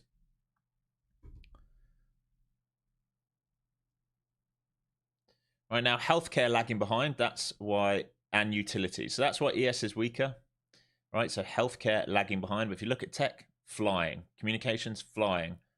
Consumers, flying. Everything's flying. PLTR, Palantir is obviously having a big day today. It's one of the big leaders. I haven't even looked at that. But healthcare and utilities lagging behind. Healthcare is not in the Qs and it is in the ES, and that's why you're seeing weakness over there.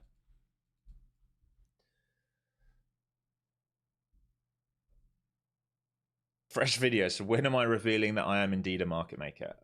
Fresh. If I was a market maker, I wouldn't be here teaching. In fact, I am actually the one that kidnapped ICT. I am the market maker that kidnapped ICT. I gagged him, I put an apple in his mouth and dressed him up in bondage and chained him to the inside of the van and drove him around and told him all of my secrets in the market. What a load of shit.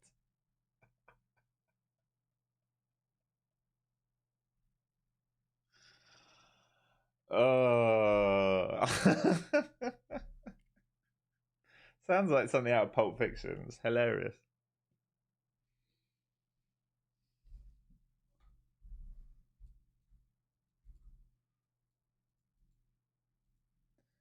All right, so they're trying to do this inverse head and shoulders to complete the move.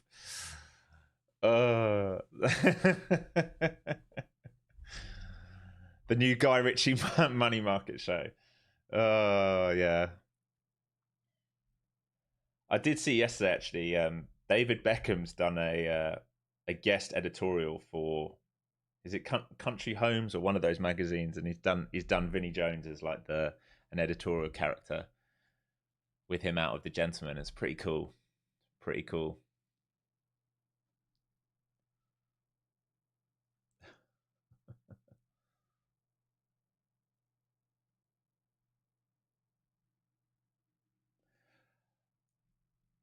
Lot, stock, and two-leg pullbacks is what it should be called, Aaron.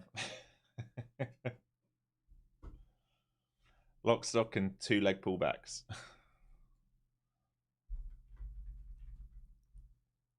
Let's see if they can drift this up. Seller here, 890, 900s, and again through that measured moves. Is there anyone up there for the measured moves? There's a little bit into 15, a little bit into 50s. Anyone above? All right, there is a seller light at 26,000. Nothing notable yet because we're not up there. We'll see. We'll see as we approach if we offer anything more, any more intel. This is just how you got to trade some days. I know you might feel like I'm missing opportunities, but I don't feel like I'm missing opportunities. This can keep going without me. It's absolutely fine. I will just continue to stick to my rules. I don't mind missing one day, which is, it's not technically a black swan in that it's not like some huge news event causing it. But in terms of how we've set up on the daily, it is a black swan event. It's very, very, very rare that you see these on the daily. I mean, we can go back through the history of time. It's very rare. We had one on the tariff news. Let's look for another one where we've gapped above or below. There'll probably be one in COVID.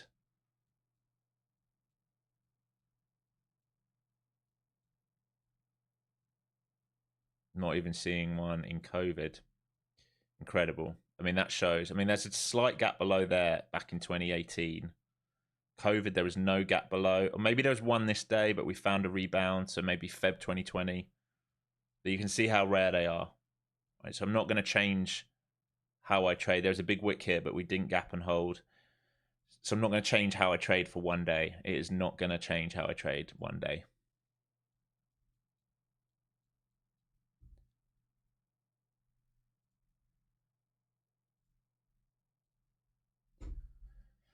All right, they got close there. Still trying to get to the 900s, aren't they? Let's try to fill this guy up here at 900s and above. ES starting to find a bit of a bid around VWAP.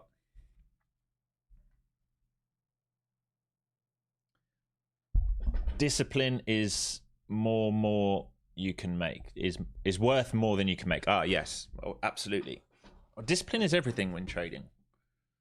Discipline is everything in trading. We talk about it all the time, right? Like I had a strong impetus that this was probably going to do this move today, and obviously there's parts of me that's like, why don't we grab this long for the move up? But what happens if it doesn't complete the move and they go, hey, we're going to risk off, and for some reason we're just going to do some thunder candles down, right? Where is the next stop? Well, it's probably top of the gap, bottom of the gap, and into next gap. And I'm like, well, why did you buy there, Alex? You absolute div. You div, right? You don't buy there. Not for me. Like I said, I'm making money on my swings, so this can keep going. I'll be very, very happy.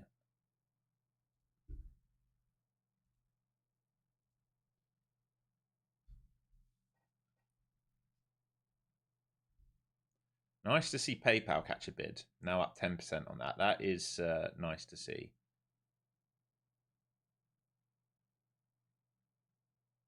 No, I'm not. That's a complete lie. Is it up 10% today? No. Hang on. What's my entry in it? Let me have a look. Get out. Oh, that's rubbish. I'm up 1.70%. There's nothing. Come on, get through the 900s and go for it. All right, so 900s up to sort of 935 is your measured move. ES starting to find a bid now, potentially. It's starting to make higher lows. It hasn't made a higher high yet. It's still wedged in, but be watching the 900s, 935. Remember, it can keep going. If it wants to go to 26,000 today, it can. It can absolutely do it. It can do it. And for those of you who are new, I'm sorry I'm not here screaming and shouting and ripping my shirt open that I've bought the high of day and made a whole, 5 points out of it with 50 million contracts on and act like I'm a really good trader. All that guy on like Instagram I see all the time do you know this guy? There's a gap here, so I'm going to go along here and I'm expecting it to get to here. That's how we do. What a fucking idiot. What a fraud idiot. Cannot stand him. Cannot stand it. These fucking 5-year-olds on Instagram. Get out of it. That's how we do. No, that is not how we do. How you do is over leverage on a sim account and make people lose all their money.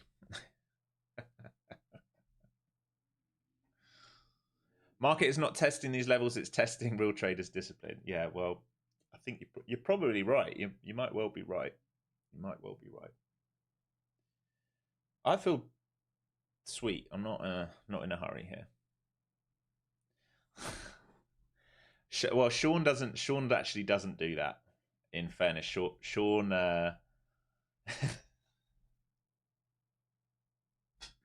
Sean is more like, I'm adding in here, and I'm adding in here, and I'm adding more to this loser, and I'm adding even more to a loser, and I'm adding even more to a loser, and I'm adding even more to loser, and I'm adding even more, and now I'm $60,000 down, and now I'm $5 up, and I'm out. That's what Sean does. At least that's what he used to do. I haven't seen his stuff for a long time. I actually think he's a nice guy, but he was a yeah. For those don't know, I'm not even saying it. Keep quiet. We don't need to talk bad about people. We don't talk bad about people. Stop it, Alex. I'm sure he's improved. I would hope he's improved.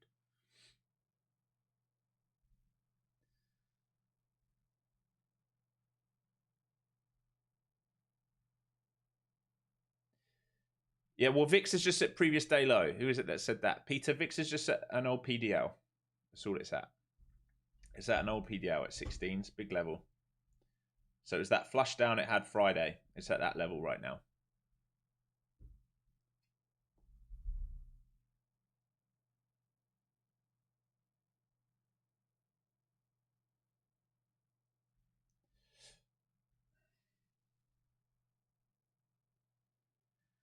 So ES reclaiming New York VWAP. Midpoint of the range. We're just in consolidation here, folks. You're not missing out on much. Like, the opening range was 79 points. We've drifted how much higher than that are we? 80s, 70s. You know, we've done 100 points today. That's all we've done.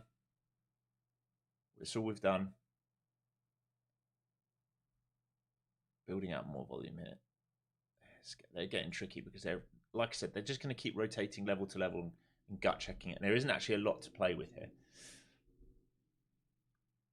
I haven't watched Patrick for ages. Patrick's doing just fine.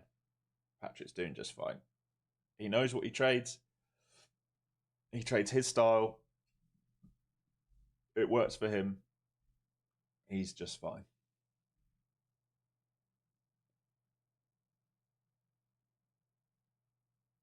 NQ did 2 higher highs, two lower highs.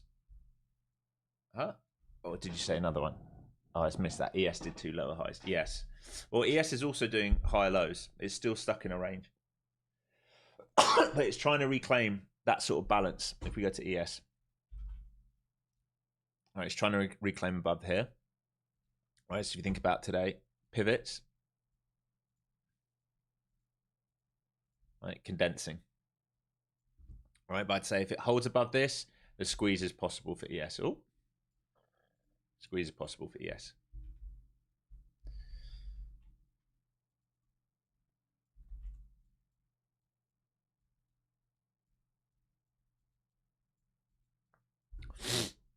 Big buyer just came in there. Who are you, Mr. Buyer? Not that big. 68s. My sell side, buy side 104. I don't see you as a 104. Maybe you here. 256 lot. There's a big buyer up there in front of 95s. That might be just shorts getting popped here. Where are you at? 91s. 92. So yeah, just above 90. There's been a lot of buy action up here. We're still holding, still not really moving. I still think it's got to complete this move. Just let it complete this move. I'm not. If you're long in this, you look good, but I wouldn't be long here. But if you're long in this already, if you bought maybe this rebalance into New York, where we covered the short,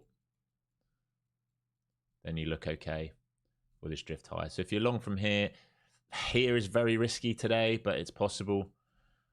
And you'd be looking to sell into 900s. I wouldn't be long in here personally, but if you liked this for this rebalance and this hold of New York overnight value area low, New York VWAP, maybe you get that full move completion. At the moment, it's going to be a bit of a slow day, folks. It's just how it is. Like, and a couple scalps. Main trend is upside. VIX failing previous day low now.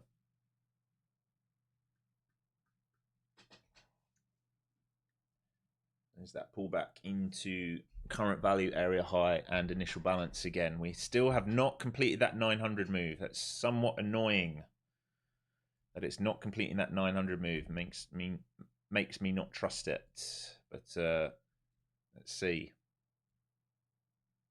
Still holding value on the day. So this dip just been bought into again. They're trying to sell through it, but you're not seeing that follow through. Not yet, anyway. And they have not completed that 900 move. ES finding a bid on VWAP right now.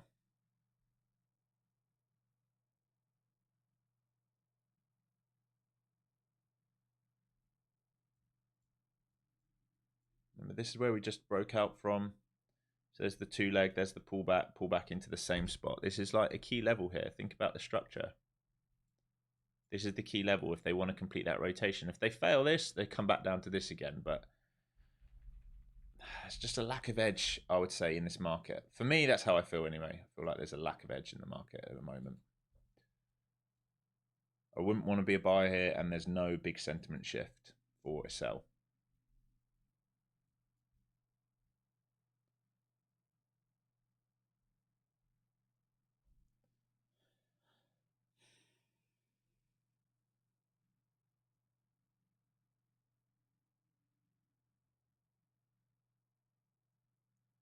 VIX back to previous day low. Big buyer came in here again. 233 lot there.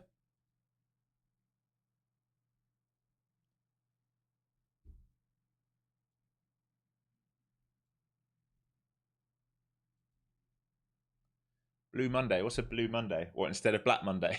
Green Monday, I think. Black Monday is when they had the big gap downs and full panic. I think this is a luminous green Monday. People waking up with portfolios should be flying right now if they were long.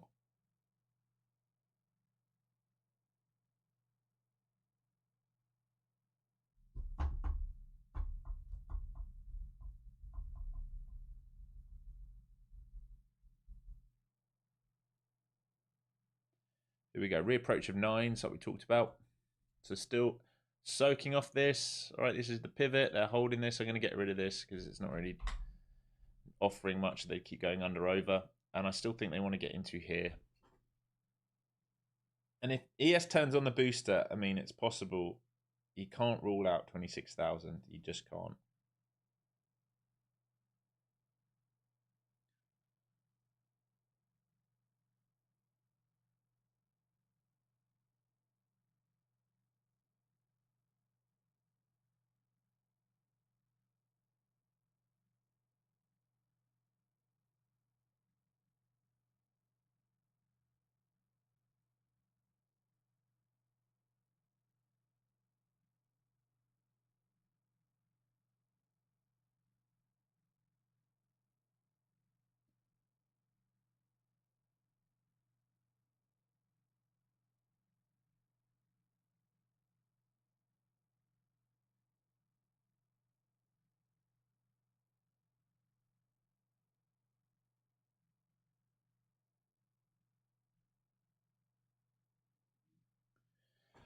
Okay, reapproach of 9s. Still bidding. Bid still in total control. ES found a bid now. Back to its Globex. So ES starting to find a bid. So if that starts to run with it, it might re-engage like a new leg up here. VIX just hanging around its previous day low. So some selling starting to come in here. You can see they're stacking the lots here into 900s. You'd imagine they'll take 900s out, honestly, but you'd imagine they'd take these 9s out.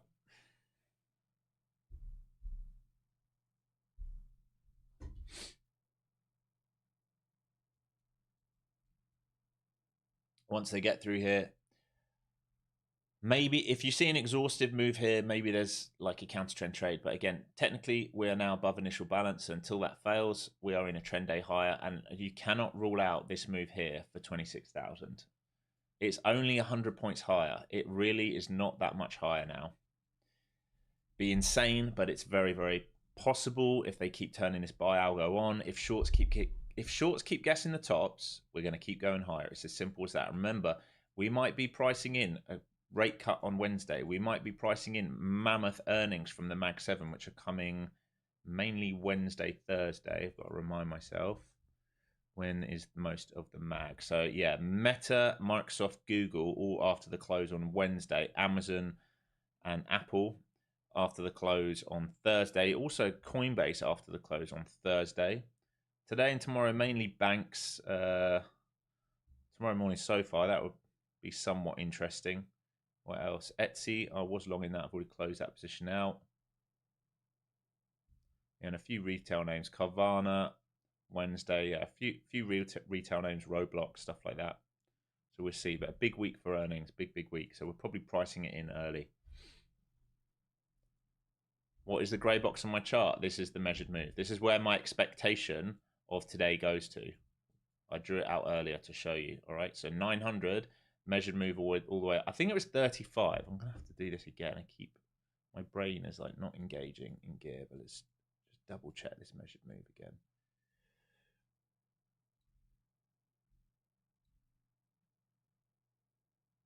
This high to this low. 35, yeah. 935 would be a measured move from the last swing points, last major swing points previous week.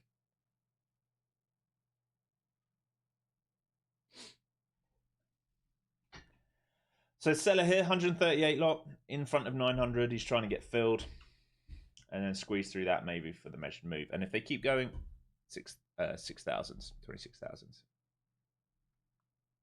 I haven't taken a trade today, and I can say it's thanks to the stream. Definitely helped me with patience. If you feel good about not taking the trade, that's great. I don't want to get in the way of your system, but for me, this is just how I trade. I know we're set up for something better in the future. Right, 900's tagged.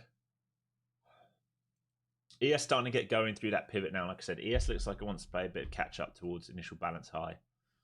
So that pivot on ES at that sort of 85 starting to really show itself. We did a sort of that W pattern we talk about on ES. Right here. All right, protect this low.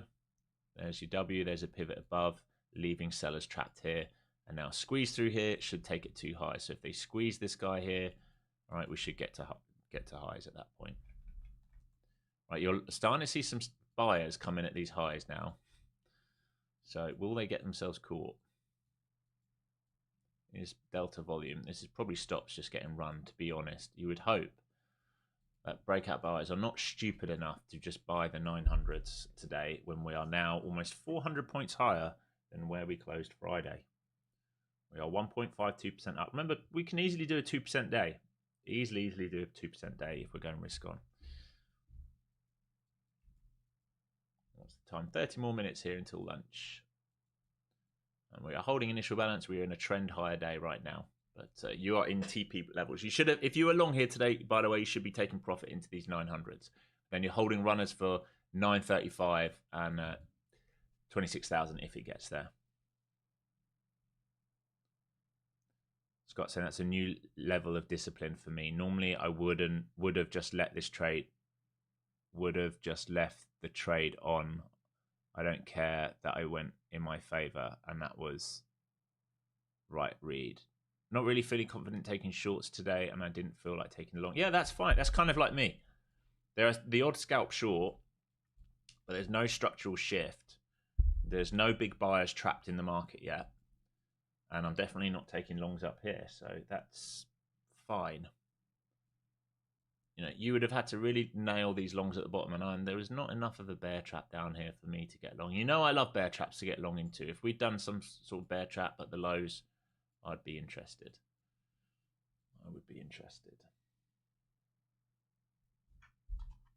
And see if ES can get up to that IB high here as well. Maybe we can overshoot up to 35s and then we can think about what next.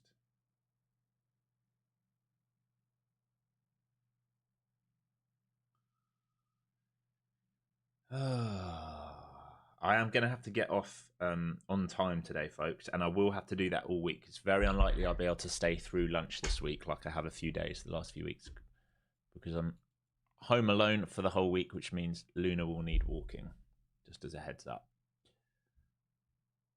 And I'll do my best to get back in Discord in the afternoons. I think there might be a rotational trade here in the afternoon, potentially.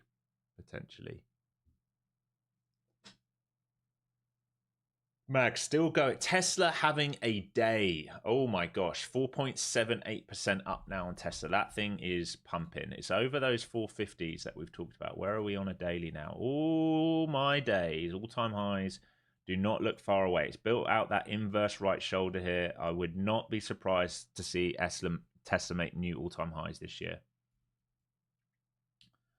That earnings was a trap, but like we talked about in Discord, the amount of cash they had on hand, I think it was 3 billion more than expectation. So everyone was worried about the results, but so much cash on hand.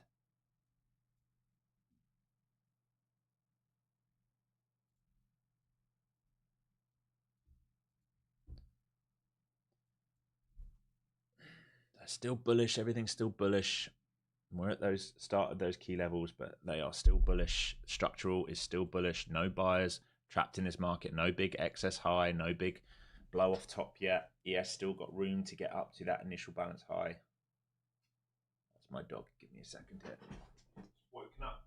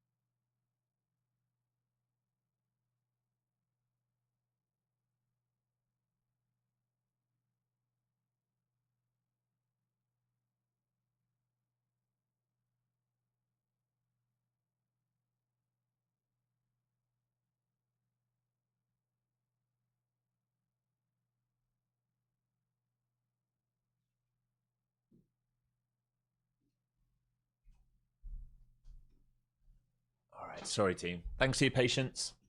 Nothing's changed. Still there. They're still in just like this squeeze and drift higher. Again, no reason to be a seller yet. No reason for us to be a short, and no reason for these bulls, these perma bulls, to be a seller. I think about the news. News has all been positive. I was watching some of your old videos the other day and noticed back then you were trading the 2 minute and 3 minute. Would you say it's easier than a 1 minute for newer traders? Yeah, obviously, as you go up in time frames, you have less like wiggles. So yeah, like I would like just stay on like a 5. Right, start on a 5. Right, Trendfriend Pro has been nothing other than bullish. Look at the 221 stacked above, every dip absorbing. We are going upside. All right, so if you're pro trend, ever since, when was the last time we converged? Right, ever since Thursday last week, 5 minute went bullish. It's never looked back since. Right, just create some form of rule structure for you to trade, whatever that is that works for you.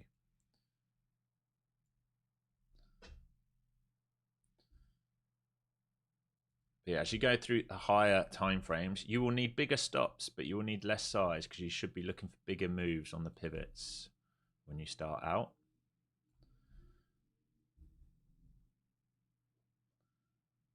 Yes, back to its Globex, still not taking out its initial balance high here. You got to wonder, does ES want 6,900? I'm assuming there's like a big GEX level up there. What is SPX trading at? 6856. Spiders 683. So probably 685s, I would imagine, on the spiders will be a level.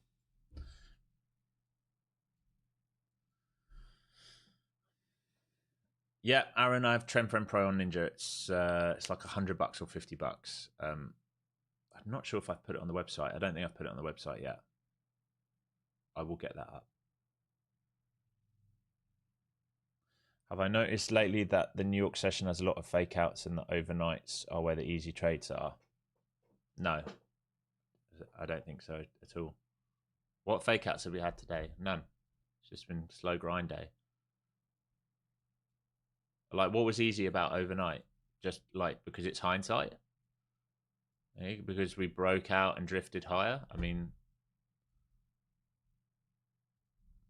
you got to ask yourself, have you got the bollocks to trade that? Like, have you got the balls to trade that? This is an all-time high breakout after a 250-point gap. Anyone that's like, oh yeah, it's easy, or hindsight's great. What happened if it did that? Is it easy then? I don't know. I don't know.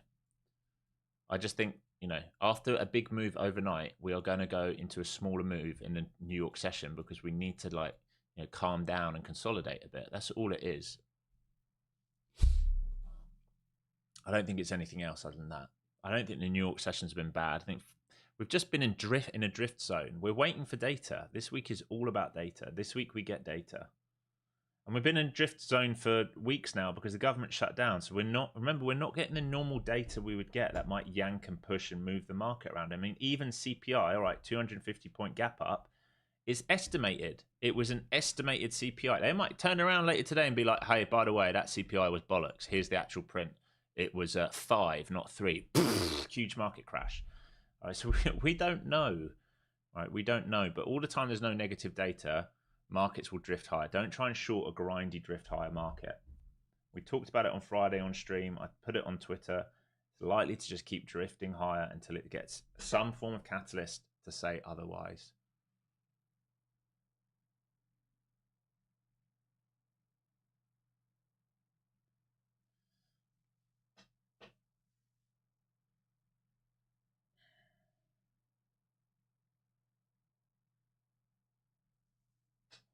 Let's get these likes up, folks.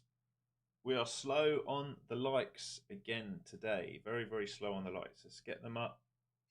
We need to get this stream going this week. I want to do more giveaways. So I need more data to send to the prop firm so I can give you guys more giveaways.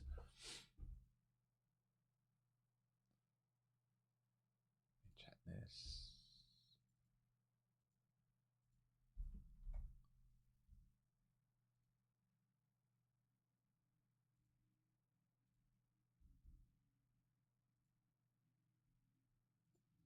Yeah, slow market. It's a drifting market. It's a drifting market. It will speed up. It will speed up.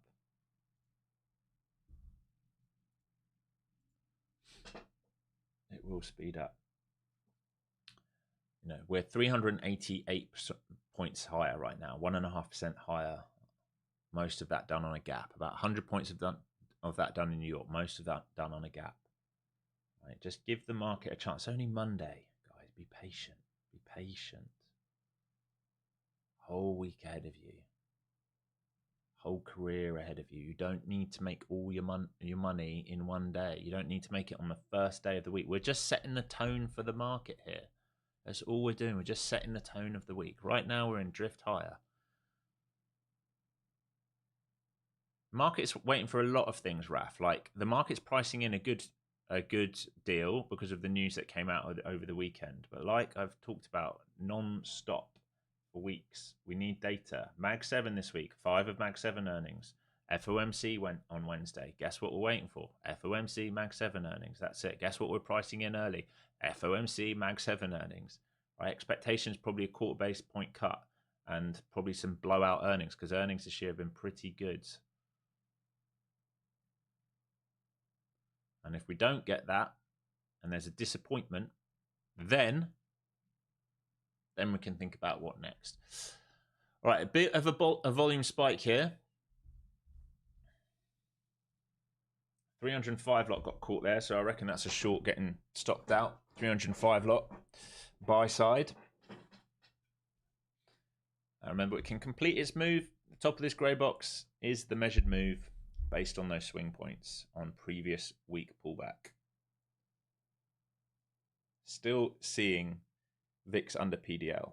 I'm not buying up here. And also, I don't have the patience to buy for what are tiny little moves right now. So I want to see blow off top if I'm going to think about a rotational play today or some form of major bulls getting trapped. If I'm going to think about rotation, that's what I'm going to need to see. Until I see that, not really too fussed about doing much today. Not too fussed.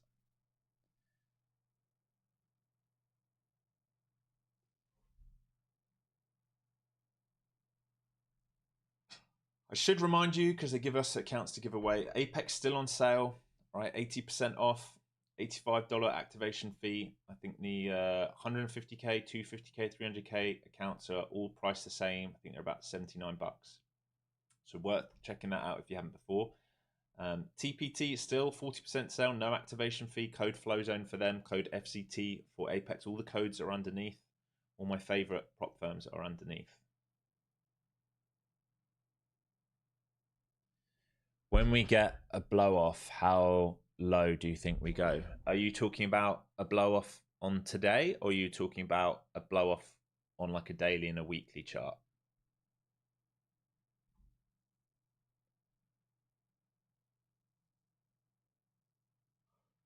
If it's a blow off top today, I think we just move back into the current range. I don't think anything else. If it's a blow off on a daily and a weekly and monthly, the move will be considerably bigger. But I think there's a good chance we drift up higher than people expect into end of year. Unless we do the pullback this week, I think there's a good chance we get like an early Santa Claus rally drift up into January, and then we can see what's what, or December at least. We'll see. Market tends to like drifting up November and December, honestly.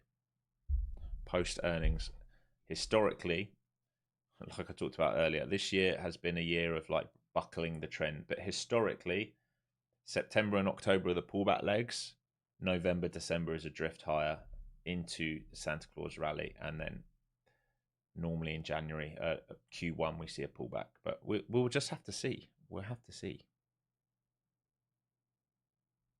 This is unprecedented times.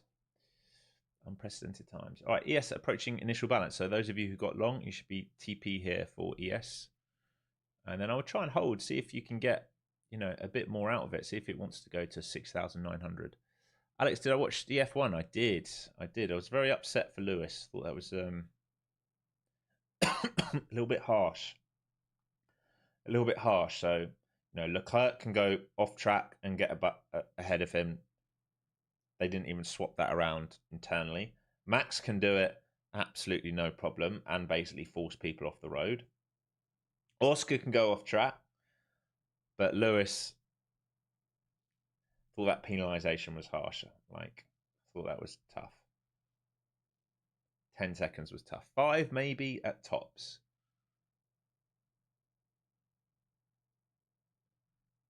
He's been having a tough time. Man, he seems a bit flat. I feel for him. He seems a bit flat. It must be tough, man. You don't have the car you want. You're not as competitive as you want. Things start going your way and you get a bad break. Your mindset probably stops changing and starts going into why am I bothering? Everyone's against me kind of mentality, which is very easy to get into, that sort of sabotage mentality. All right, back to the 900s here. ES not breaking out of his IB, came right up just in front of it. maybe a tick or two in front of it and sold. I don't believe so, Nihao. I just think he doesn't have the car and he's had some bad rubs. I reckon, like, if Ferrari have the car next year and he gets the rub of the green, I think you see everything change very quickly. Don't know how long you guys have been watching it, but I just think back to the Hill days. Everyone's like Hill's going out, or Schumacher's like, I shouldn't say dying off, it's a bad term to say, is aging out, and they both had monstrous years later in their careers. It's all about the car and the team. You know, they don't have the car right now, and he's not getting the rub of the green.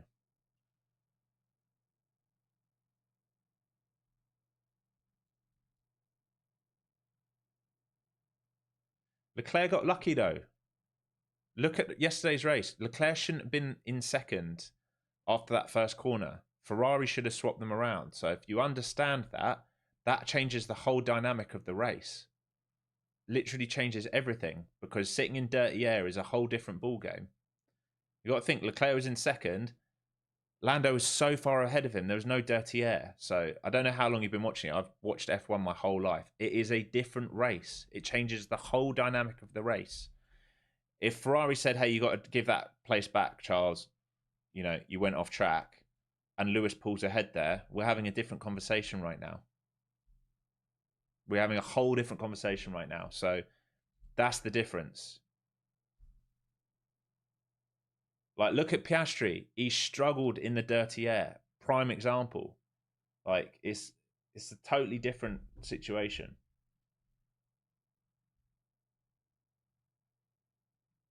Yeah, I mean, I've been watching it since I was 6. So I've been watching it 34 years. So I'm a hardcore fan, my friend. It's a very different race. Very, very different race. Racing in clean air, dirty air, very different. Especially on a track with hot temperatures, high tire deg.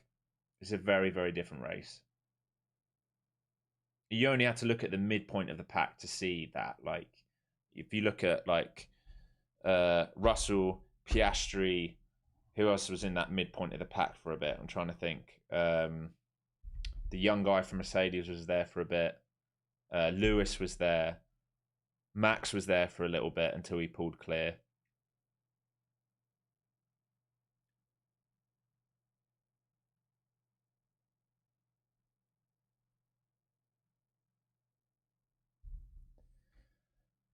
I have 3 FCT discounted funding ticks in funded state now. Yeah. Do you have any strategy you use to have any more funded accounts? Use one day. If you go to drawdown, switch to a second. Yeah, if you're not profitable on all of them, that's definitely a good thing to do, Peter. Is just go from one account to the next. Just don't oversize. Take your time. Exactly, Adam. Lando, league of his own, but was in clean air the whole time. It was easy for him because it was in clean air. Didn't have to deal with any of it, which meant less tired dead because he's not sat behind someone. Doesn't have the stress of it. I mean, you only had to listen to George Russell. If anyone heard George Russell's radio, when the guy's like, George, you got to like look after your tires. He's like, what the fuck do you want me to do? Oh, someone on my ass. I'm in dirty air. The car behind me is cleaner. What do you want me to do? You know, that's prime example. All right, starting to see a bit of stronger selling here on the market. All right, so a little bit of liquidation taking place here. Some bigger selling taking place into the 900s. So your 900s are sort of your over-unders. Haven't completed the move, but we have swept the 900s. Didn't finish the measured move, but we did get into this block. We talked about this block being where they'd want to come into. ES failing that initial balance, coming and sweeping its internal low. So let's just give this time. How long? We've got 10 minutes left. So George was absolutely fuming with his own garage.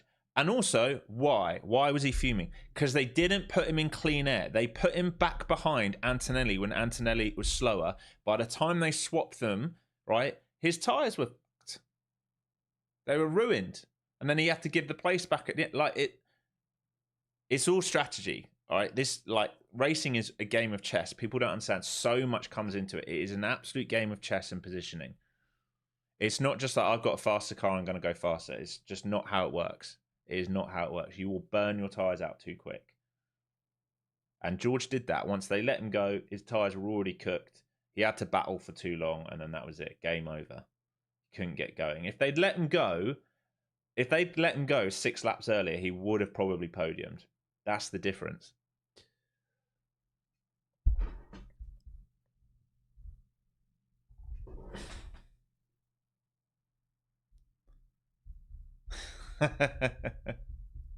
It was a funny message. He did make me laugh, and even his post-race interview, it was quite nice to see him just being honest. Like he wasn't happy, which is I quite like seeing that. I quite like some honest reactions.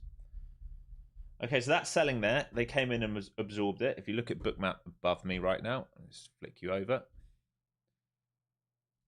All right, some strong market orders here, down into the 90s, completely absorbed, and this is the battle now. So the battle now is basically between 900 and 90s, and we've been going sideways here for quite some while. If we let go of like these 90s, we can probably see a retest down here into 875. So that's kind of what they're battling over at the moment as we get closer into lunch.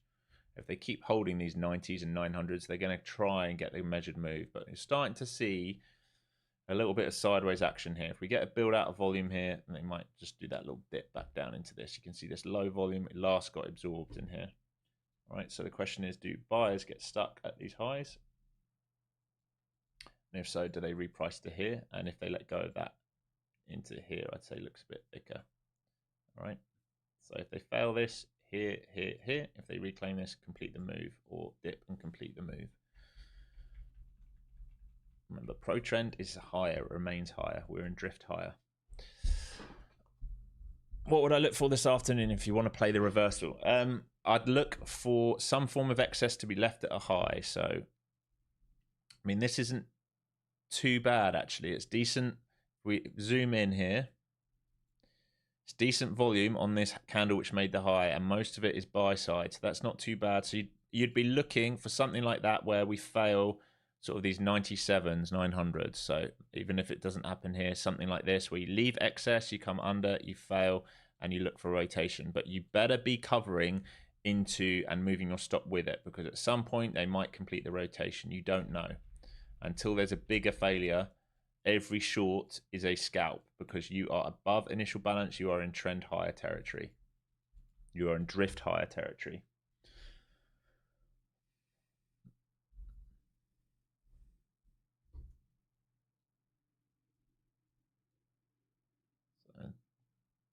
Starting to reject those 900s now, so maybe there's a move back down into this sort of level here, 86s. How long we got to lunch? 5 minutes left. This is the biggest 5-minute red bar we've seen so far. It's just whether it closes red or not is a big difference to like just seeing some selling coming in.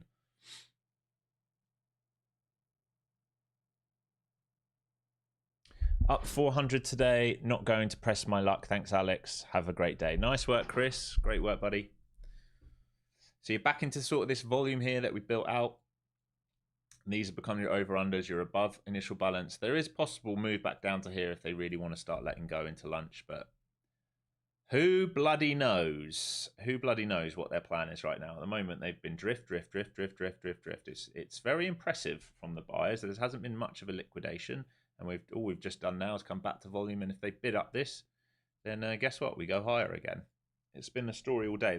They've held every single node. Every time we've failed one of these, they've drifted down and held. So if we think about, we built volume out here, we failed, we came down and held the node, we go back, we reclaim, we build out here, we failed, we come down to the next node, we build out, reclaim. That's all they've done all day. It's just been ladder up, ladder up, ladder up, ladder up, recheck, ladder up, recheck. Until you see a backside of the move, we can't really be sure. Right, until we see a backside of the move, we need to see. We're not really seeing that because the trend that we talk about is up. Timing a short, very, very difficult in these markets. You almost want a close up high and a gap down the next day. That's probably going to create the easiest short. If we close high, open low, close high, gap down next day, leaving buyers at high. That's your like your prime location.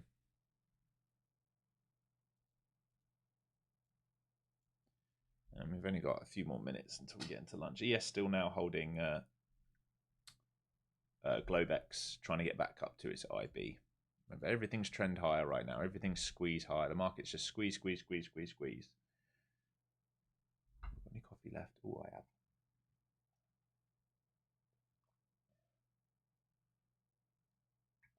Yeah, I'll be out of here in 3 minutes, correct, 12 o'clock.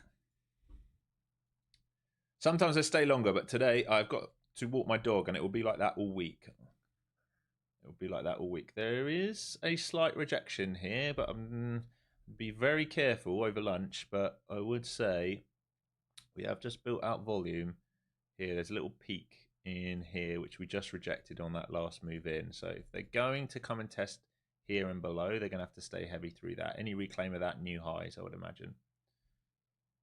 There is a bit of excess there. It's not the best, but there's some. But yeah, so that last push in did fail. But again, your pro trend above initial balance, structurally you're bullish. You could watch that kind of level for an over under. ES looking better and better, like it's just trapped again and might want to go and make highs here. Let me check FinViz if they've rotated in here. So healthcare still down, financials finding a bid now, energy finding a bid. So just utilities and healthcare, and the healthcare doesn't look too bad. Eli and Lilly 1%. Get out of it. It doesn't look too bad. The biggest loser on the day. What are you? Tobacco. Gold. Power producers. Okay.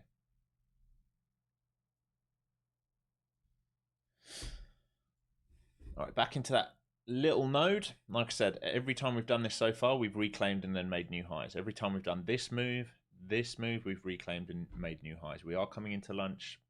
I don't know what they want to do into lunch. I have no idea if they just do a further squeeze out or if they have some profit taking after a drift all day. Who knows? But that new H1 bar is coming in just over 1 minute, folks.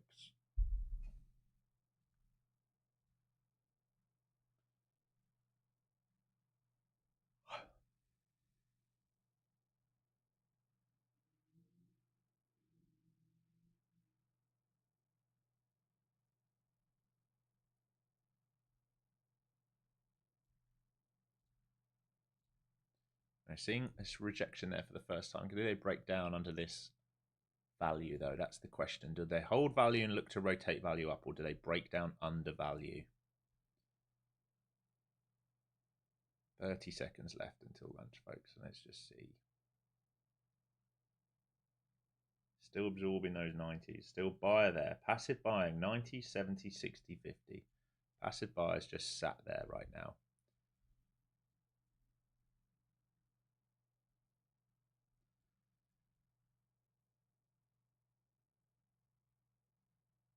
Feels it doesn't feel quite like Friday because we've drifted outside of IB, but just the slowness feels like Friday, just very slow. Right, here's your lunchtime. Let's see, just give it a minute or two here and then I'm going to get out. Just want to interested if they do a wiggle over lunch in the early period. Do they come back to value? Still absorbing the deep pullback flow zones and value. There's still a shelf here being protected. So this is still, the rotation is still this. If they let go of this, they can repair this and probably come into this node here. That is possible. And it's still bullish overall.